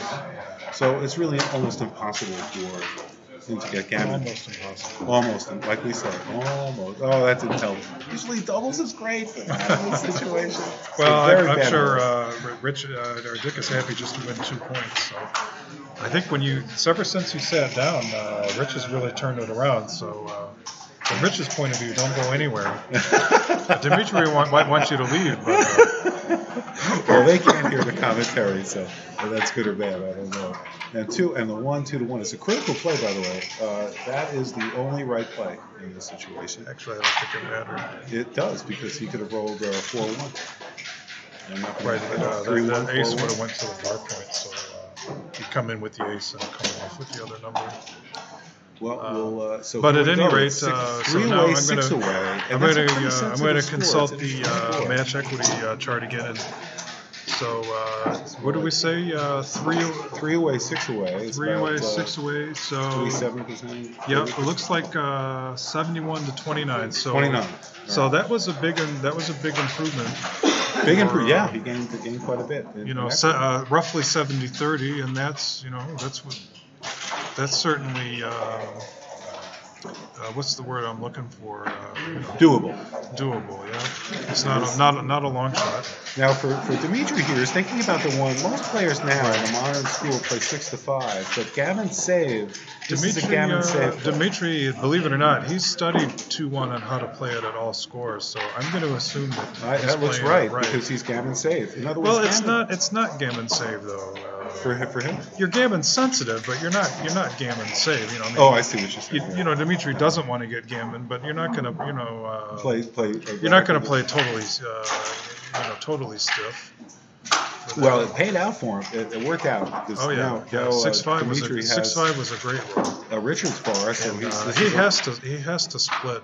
Probably come up with both. So the general theme when one side gets an anchor, then you kind of need one too. And you have to split if you can try to make it. Well, so you could split with the 2 and slot the 5 point. That would be the next best available point. What is he thinking about? So that's a little. Well, for my money, the only play is come up with 2, or maybe split with the 2 and slot the 5. Rich makes Bill's play. But, that's the play that he that's makes. certainly logical. And he can hit 2 with this. The only reason Dimitri's thinking, well, most of you might look at this and say, well, it'll make his bar point. But he can actually hit 2 checkers. And and so he's considering it. But he doesn't want to do that because Rich has 2 points in his home board, which means he has a better board. And Rich still has to get those 2 checkers out of there. 5-4 is not really a good number.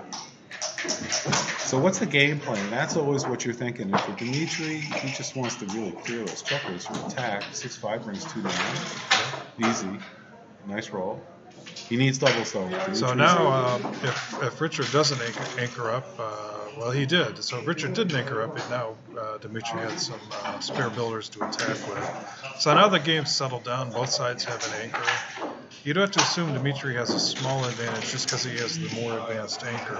Look at this 6-2. What a terrible roll. He leaves an indirect shot. But at least he's able to clear that anchor. And can he hit it? 6. Oh, he didn't miss 6-1. Mr. Excitement. 6-4 is another poor roll. That is not a great roll. Probably make the deuce point. Now, who's ahead in this race now? I don't know. I'm not good enough at counting. It's probably close. I'll do the white count. But I don't think it's a pip counting position. I think you just make the 2 point no matter what the count is, and you're duplicating the aces. As if Dmitry rolls an ace, almost all of them make the 5 point anyway. 118 for white. And let's see what red is after the roll. He's got 21, 13, 58, 88, 90, 107, 109, and 15, 19, it's 128. So white was up by 10 before the roll. Okay, that makes sense. And I think you got to play both at the 11 point just to give yourself some more stall time here. So, all right, everybody's buttoning up. Everybody wants to play. Nobody wants to leave a shot, that's for sure. Right. We need big doubles for Dmitry. That's 6-3. Played 2 on his home board. Just right. Dmitry's just waiting.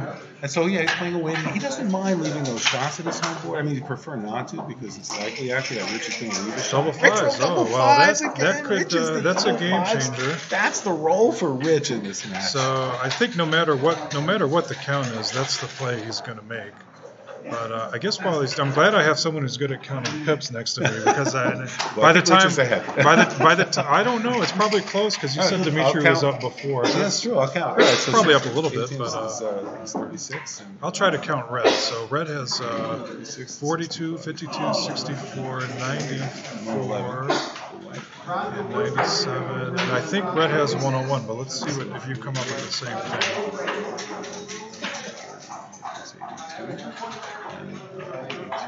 And 101. Okay, that's what I came up with. So he's up by 10 pips. Do you remember what White had? 111. Okay, that's the other part. You remember I know, one, yeah, and right. then you forget the other. By the way, there's a So, trick yeah. for you players who do want to count pips and you want to Those are my remember. hands, brother. You can point at the points on the board. So if you have like 71 is your pip count, you put your first finger of your right hand on the seventh triangle and So your second. Dimitri, while he's saying that, second index Dimitri on the rolled one triangle. 3, so that means Richard's up 6, and then once you get the count, you kind of You remember. can get a it. running So, count. Yeah. So it was 10. Dimitri rolled a 4, which brought it to 6, and now you add 9, makes it 15. Right. So now he's got a 5-4 to play. So And, he's considering way to if he wants to pay now. The pay now would be to go ahead and clear the midpoint, leave just a 2-shot, and that essentially makes it a 1-roll game. If Dmitry misses, it's pretty much game over. I'd like to be close just so we can hear the microphone really good. Oh, you want me to turn up the mic? Well, I don't, I haven't been able to, I know the other day when I was watching on YouTube, it wasn't necessarily, it's like the further away. Well, Rich did break from the midpoint, So, and Dmitry he didn't missed, hit. So he was up 15, was it 15, and then Dmitry rolled 7. Does that mean he's up 8? It's under 10. I Okay, don't know. well, what maybe Payne was wrong because but he made out. he didn't Look at follow this. it up with the double. So that makes me think that maybe it was wrong. If you're not winning the game, I see. That's an immediately, interesting rule of thumb. Very interesting. The idea is you pay now, so you either the upside is that you essentially win the game if you miss. There it comes, and there it comes. Dmitry rolled a 2-1. Do you remember what the count was? I will do the count now. So we've got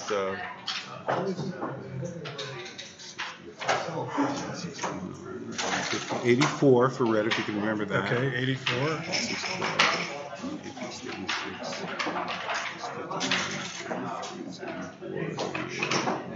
7. What's that? 97. 84 to 97. Yeah, so it's 13. It's a drop. 13. Yeah, that's gonna. Now there's a little bit of contact. Assuming Larry actually. has the count right, that's gonna be. Which is a big assumption. Now the take point, if you have 84, if I've done that right, would be 94.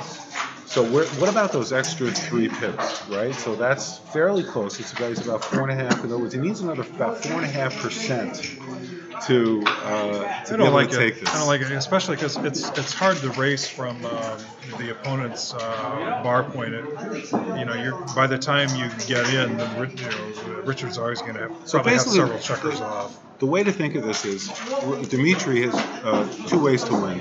He can either win in the race, or Rich can get unlucky, leave a shot, and then Dmitry has to hit it. In this case, so we calculate those probabilities separately and then figure out whether or not it's a take based on about 25% really, right? Because maybe 22.5, there could be a change, but it's unlikely the game is going to swing. Oh, yeah, the take point for Dmitry at that score? It's probably a money-ish take. I'm not sure because it's not a gammon thing. I actually do have a chart for that. His take point 23 apparently, so a little higher. So look, Rich has rolled double 6. Wow, he's he's do with that. Well, you He's going to give me a Dimitri's 1-4. not smiling like he was earlier. I know, right? Rich Rich is coming back, but he doesn't hit. He doesn't hit. He can't hit that checker either. He changes to 5-5. No smiling on either player's face. For the 5-2 that morphed into the double 5. So could you consider a double here? I wonder. On Rich's part, Pointless double. I would consider a double. 6. You know me. I'm always looking to double. That's maybe For my, Rich, No, this could be a double because he's got gammon chances. Yeah, he already rolled, so I guess you point on the ace point. What else is there? I don't know. You could hit the hit and cover the.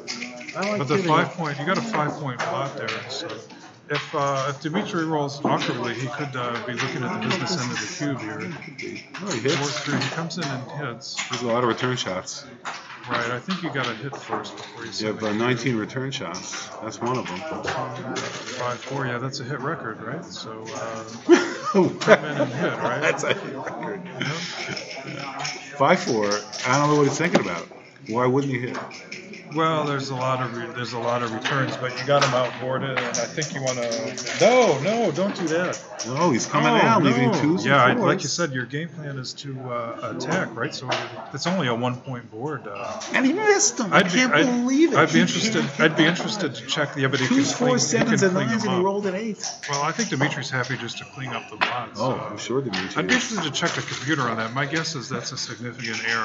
Not hitting Well, we on need that- the on that XG last analysis play. over here. Yeah. Yeah. Can you do that, though? No. I mean, come on, you can't count pips. You can't do it. What am I He doing just here? wins tournaments.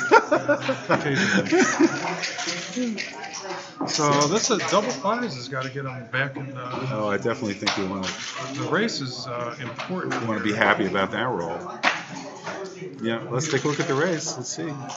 That seems like the only Dmitrity's play. got a lot of. He's got good checkers in his home board, but it's just, well, let's take a look. So he's got hard to 48, and 70. So he's got 121. 121 Yeah, for for white. For white? For Okay, Dmitry. remember the white. And then he's got 52 and 16.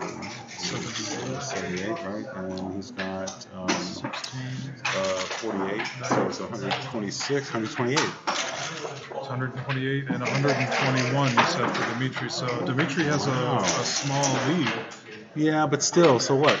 So you don't Well, have but to, he needs. The question is, do you break contact? Maybe you or not? want to. So Yeah, he's just he checking. could have made his 5 point. I'm sure Dmitry was just checking roll to double see twos. what the race was. I don't think he was changing his play.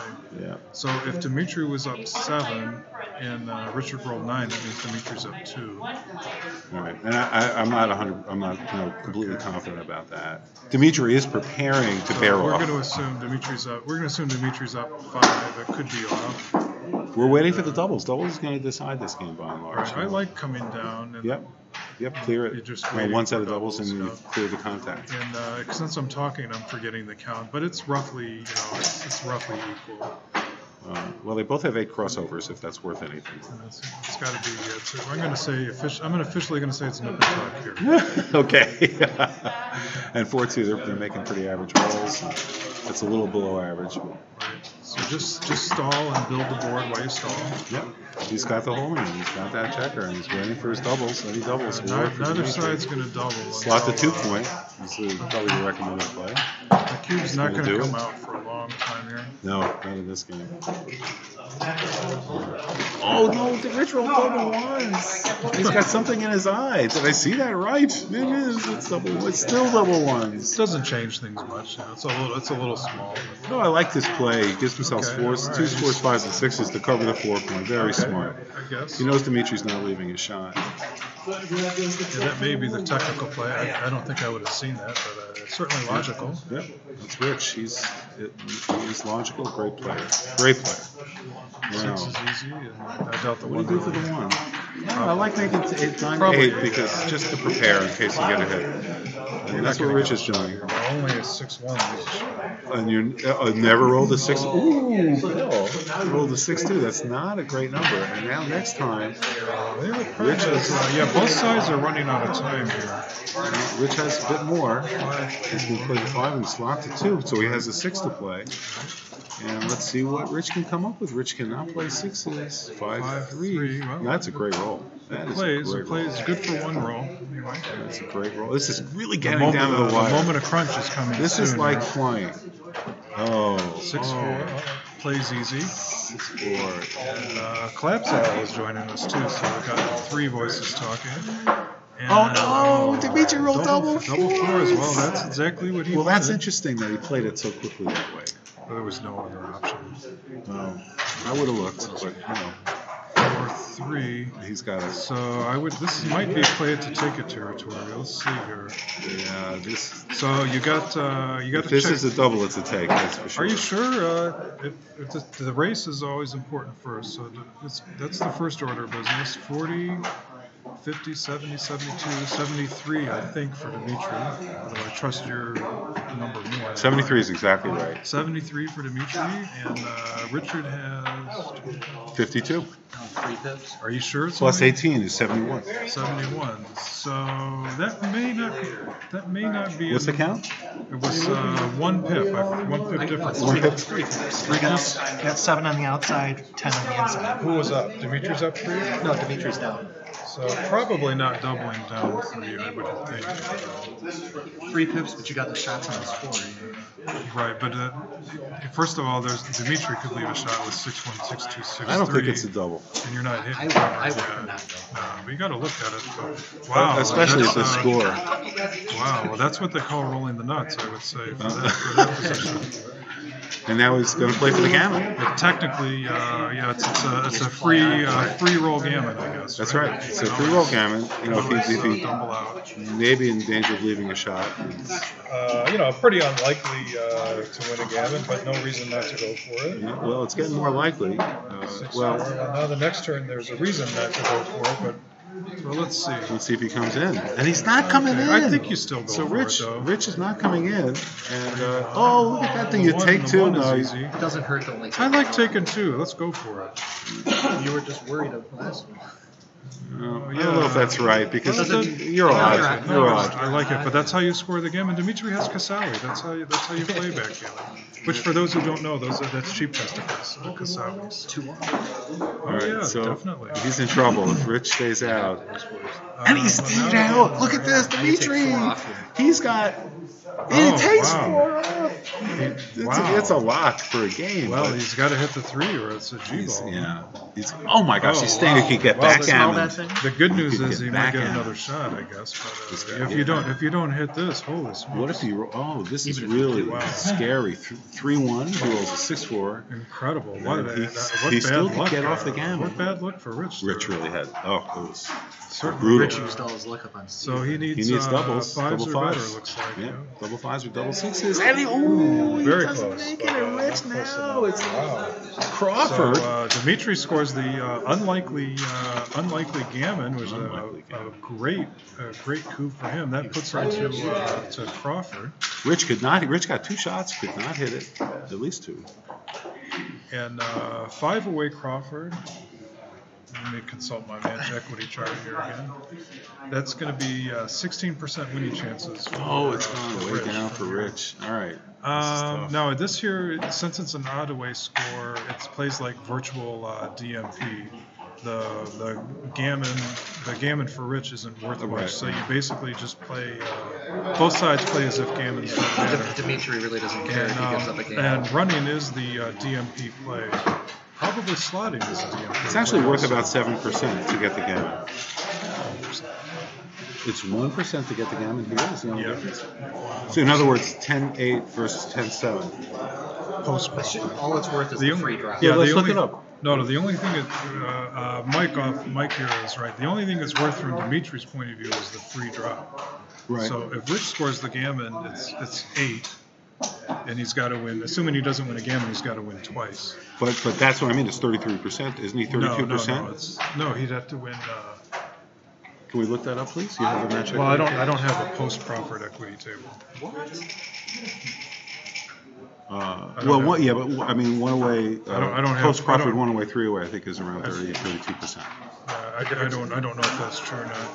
The difference between 3 away and But anyway, we'll find out the about that. difference I could from definitely be going wrong. back real quick, the difference from Dimitri's point of view is if Richard wins a 1-point game, then Dmitry has the option of what they call a free drop. So he could pass and go to 8 or not, and that option to pass is worth about 1% winning chances. maybe Alfred knows. So in the meantime, a lot's happened, and Dimitri's went big. He went hit loose, a huge play, and Rich didn't hit, but at least he came in. It's always better to be in than out. Usually.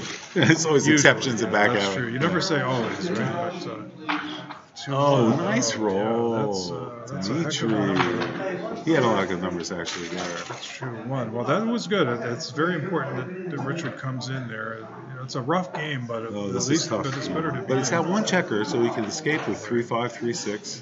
13 to 8. Balance the builders. That's key. Yep. That's great. Let's see what's going on. Can he roll that? Got his 3-2. That's Yeah, come on out, make your 3-point, make him hit. Oh, it's Dmitrity's play. yeah. That's not a great roll. Well, you can play 7 to 2. If there's no other, I don't see any other. You don't like to do it, but what other option is there? How come you're not doing commentary, by the way?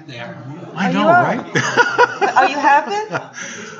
We're live, and Marcy Kasser has come by to wonder why I haven't been doing commentary. So she's holding a few wine glasses. Well, but I also haven't started. But those wine glasses are empty. But I haven't started. Okay. All right, so Richard's biding his time. He's starting to. His board has a little bit of teeth now, so. Ooh, 2 2-1. is easy, and leaving with 4 shots to hit, and then he's got a return shot if he does it. Let's see what happens. 3-4, and he hits him. He rolls it. Let's see if Dmitry can come in with a 3. Puts the pressure on Dmitry. He's got 1, 3, 1, 5. He's got 5s. Any kind of 3. He's got a bunch of numbers. 2-1 works. Oh, that's a great roll. Look at this exchange of hits. These guys are just battling each out, crushing each other. He comes in again with a 4-1. 1 and cleans up. What does he do? One and clean up on the outside. So he comes in with a 1 and cleans up. As Bill said, is really looks like the only play. Of course. I mean, what else can you do, right? You don't want to leave 4s and 1s. How do you do? Alfred, what do you do? How are you doing? We have Alfred Mamet here. How do you do that? That's one of the 21 and 17, 16. I don't think I'll do it. That's Bill's play, but not Alfred's play? 21. I don't understand how you're duplicating 4. Anyway, the moment's passed. Well, because And we have another guest commentator, Alfred Manlett, very strong open player at many tournaments and Masters events, double 2s, dances. Alfred, would you like to sit in and do some commentary? no, I'm good right here. Okay, if you do want to speak, come in close, because the mic won't necessarily pick you up unless you're right in there. Let's get Bill in here. Okay, so Dimitri's looking to cover. Rich is rolling the 4s. Oh, okay. He's rolling the 4s, and that's okay because he's got 6s. He's happy. That's huge. 6-1, 6-3, 6-2, 2-1. Cleans up. Yeah, blocks the 6s. Rich has bad 6s. Well, he's still rumbling. He's in there. Oh, 2 1s. not good. 4-1. Well, maybe you shift and make the 3-point possible. Oh yeah, I like that better. Actually, what do you think, Alfred? 3-point. 3 points better than playing the 8. I like making I it. think he's also looking at playing loose. Okay, yeah, I guess that. But why would playing loose be good? I don't understand. He doesn't want to break up the 5-point because it's such a great point. He'd rather leave it direct shot. That's well, the you choice. don't care if you get gammon. You got that stack there. You don't care That's if you true. get gammon. He's got a blot on the ace That's point. right. Hey, that's a great point. Doesn't care if he gets gammon. Still, I don't know if I would do it, but it could very well be right. I wouldn't be surprised. Let's see what he's got. He's got a 5-1. 5-1. That's not a great number. The only way to Dmitry cares if he gets gammon. No, he doesn't care that much. You're saying so. Why doesn't he hit on the 4-point? Probably. That's Alfred says, "Ooh, that's rich." That's how you play to win, right? I like it. He does it. At this score, gambles don't mean a lot. That's How much like do a they damn mean deep play. at this score? Very little. Like, what is that? Backgammon's man. 1%. Backgammons I told you matter. earlier, 1%. Oh, you know that? You didn't believe me. I was trying to Oh, tell no, you I it was thought 1%. you were. I'm sorry. I Mike thought you said was it, like. we were trying to say it was 1%. I believe you now. doesn't mean I'm I right. thought you were just saying I think it's 1%. But if you know, Well, I wouldn't. I trust you. Wouldn't bet my life on it or anything. But, oh, he's coming out. Yeah, Dmitry. well, I like guess you get Dimitri's hit play. more on the inside than On the inside, sure. The if you want. 6 is But he easy. hit him. He came in with a 6 and he hit him. Yeah. And keep it going. Pointing on him before. Where do you want to go? Yep, that looks reasonable. Dupes the 3, unstacks. Puts your guys where you want. Oh, and he stays out. It's so now, painful to roll double 6s boxcars from the bar. 5-3. Probably just reinforce the 10 point. Just don't leave. Leave a shot. Don't leave a shot. Yep. He makes his 10 point. Slow, steady, safe improvement. Can't argue with that. 2-6. Can't move. No 6. So I don't think Rich needs to play big at this point. He's got a nice advantage anyway. No, he can bring 2 men down. Yeah, I think he's up enough in the race that you just do that. And since Gammon's only gaining 1%, right. Why bother taking any risks? Right. Exactly. Oh, what a terrible roll. We're the 3. What do you do with the 3? So he plays 5-1. Oh, he has no other 3s, Dmitry. 6-2, 6-3, double 3s. Getting a slight delay here. He's got a 5-3 again. It's the 3rd roll in a row. It's a little ugly. It still plays though. Next time won't be so hot. Nope. It even plays next time actually, but it's ugly. 6-4 doesn't play next time. It does play. Oh yeah, it does. It's not pretty, but it plays. Boxes plays a little easier. We're almost forced. Let's see if he can do it. Oh, double 3s! He rolled the double 3s! What a roll! Oh, wow. Oh my gosh. Dmitry just came back from the dead. Double 3s. Came in, hit. Like we said before, Dmitry's tough. When he plays like a jam, he plays like a giant. When he rolls like a giant, He's unbeatable. You're really in trouble. Now, I thought the lift was strange. I like the lift. I don't know. Too risky. Dmitry's better than I. Oh! 5-1. They're gonna re-whack, right? Yeah, here it comes. He's gonna do it. There's no other play. You know, Dmitry's got 2 dead checkers. It's gonna be tough. And he didn't roll the necklace again. Is that a number necklace? What is double 3s? Oh, is that what that's called? Oh, I didn't know that. I guess it just dangles down from your ears. Oh, okay. I didn't know that. Oh, the 3-6. Dangle down from the ear. Oh, okay. Yeah, you're right. I don't know. Do you know why it's called necklace? I think it just looks like a necklace with, the 3 and the 3 together. It builds a necklace. Okay, double 3s again. Wow. Did Rich roll double 3s? That's No, incredible. Dmitry did. I mean, Dmitry.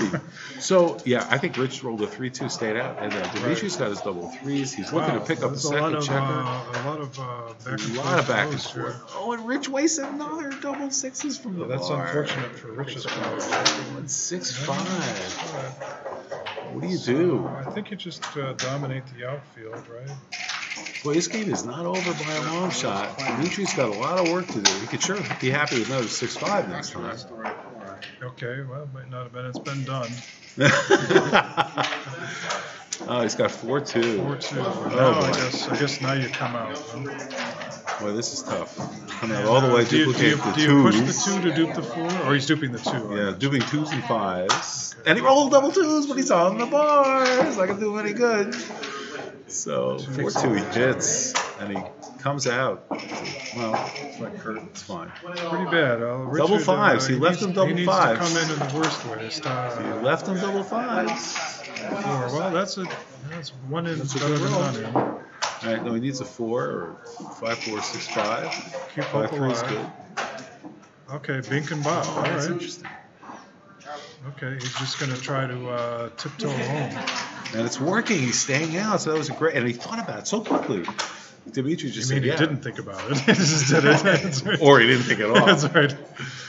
Let's see if he's going to leave the double 5s. He's not. Okay. He also on double 4s, though. Now he leaves double 4. He's thinking about it. Okay, He just saw it. that. He heard Yeah. you. He said, "Oh." Well, I don't know if you can get off of both of them. It seems like you're going to be on one or the others. So he's leaving the double 4s, getting closer to the home board. And the double 2s again, Rich. He's been rolling doubles from the bar, he's wasting all heavy those. sigh. He knows that's not the way to win. And now it's still, so he's cleared out with the doubles. Can't come in. Yeah, Oh, it's going to be so frustrating for Rich. Dancing the night away. Well, this was a little awkward. It's really awkward. He's got to play for the 6 point. That's the only way to play safe. Yeah. Double sixes. Not good. Double fives. It's okay. 4, okay. Well, he's in there. Finally got in. There's a bunch of pick and pass numbers here. That's though. true. 4, 1, 2, 3, 5, 1, 2, 3. 3, 1, play safe. So Look at still, that. if he can get in, he's going to get some shots, sure. Maybe. He's got a 4, 6. He's got to run. In. Fourth so play. there's some bad numbers here. Some of the 6s and 5s are bad. 5-2. Plays great. 2's not one of them. But Rich is going to leave that guy there as long as he can, playing his home board. He doesn't need to do that. Well, that should just build the board and hope. He may regret that 3 because then he only loses himself 1-6. I guess that's true. But so it is what it is. See what happens. And he rolled it. He He can't outrace him. There's 6 numbers that leave a shot. Is he going to roll one of them? Oh, that's a shot. No, probably no hit because the 6 has got to run out, right? Even 5 are pretty bad. He is going to hit. Surprising. I'm a little surprised. I'm surprised too. Like that feels like a technical error, although it's hard to know for sure. Yeah, I think he was worried about losing the race. Oh, now what? Okay, That's interesting. Well, still 6 numbers. I disagree with it. 2 1 takes 2 off. Which one, Alfred? I don't think he would have done no hit. Yeah. No hit. And that ought to do it. Yeah, ought to do it. Rich is going to need multiple double 6s to win from here. He needs 4 of them. There's 1. No. Only the very best can win positions like this. So, no, that's not going to do it. Well, an exciting match. Richard was on the comeback trail, but came up short. Came up short. He's double 2s again. Well, that might actually keep him theoretically in it. Double 5, double 6 probably. I mean, mandatory. I think you need a miss from Dmitry here. I need a 2-1 as only chance. And that is definitely going to make it happen. And the match is over. Dmitry defeats Richard Munitz in open round 3 at the Michigan Summer Backgammon Championships. Very exciting match. We had really was a slugfest. We were just constantly hitting each other back, and then Rich, unable to come in, rolling the wrong doubles from the bar. He had 1 set of necklaces, double 3s, and that was it. So actually, that was Dmitry who had the good doubles. So we're signing off for now. We have 1 more round tonight, open round 4, coming up from the Michigan Summer Backgammon Championships. Bill Calton, champion in Chicago, back in the game. We're so happy to have him back. Shout out to his wife for speedy recovery. We understand she's been ill. We wish her the best of health. And also a shout out to Falafel, who's recovering from brain surgery. We hope he's well enough to join us in the finals in Monte Carlo at the beginning of August, end of July. So Falafel, may you make a full and speedy recovery from your health issues. We miss you in the game. We love you, and we hope to see you here soon. This is Larry Shiller, voice of Backgammon, thanking the United States Backgammon Federation for their support of backgammon in the United States and throughout the world, for their support of Voice of Backgammon. We want to thank the Backgammon Masters awarding body, run by Dmitry Obhukov, who just beat Rich Munitz, Giant Rich Munitz in this match, 2 Giants playing.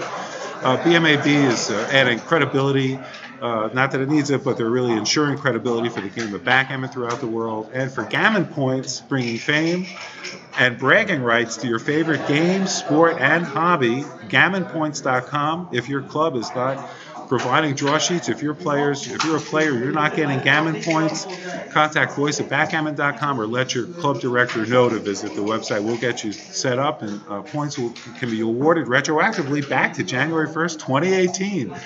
So check out GammonPoints.com and see the current rankings there. Larry Shiller, voice of Backgammon, signing off. Stay with us. We will be back shortly with round 4 for the Michigan Backgammon Championship.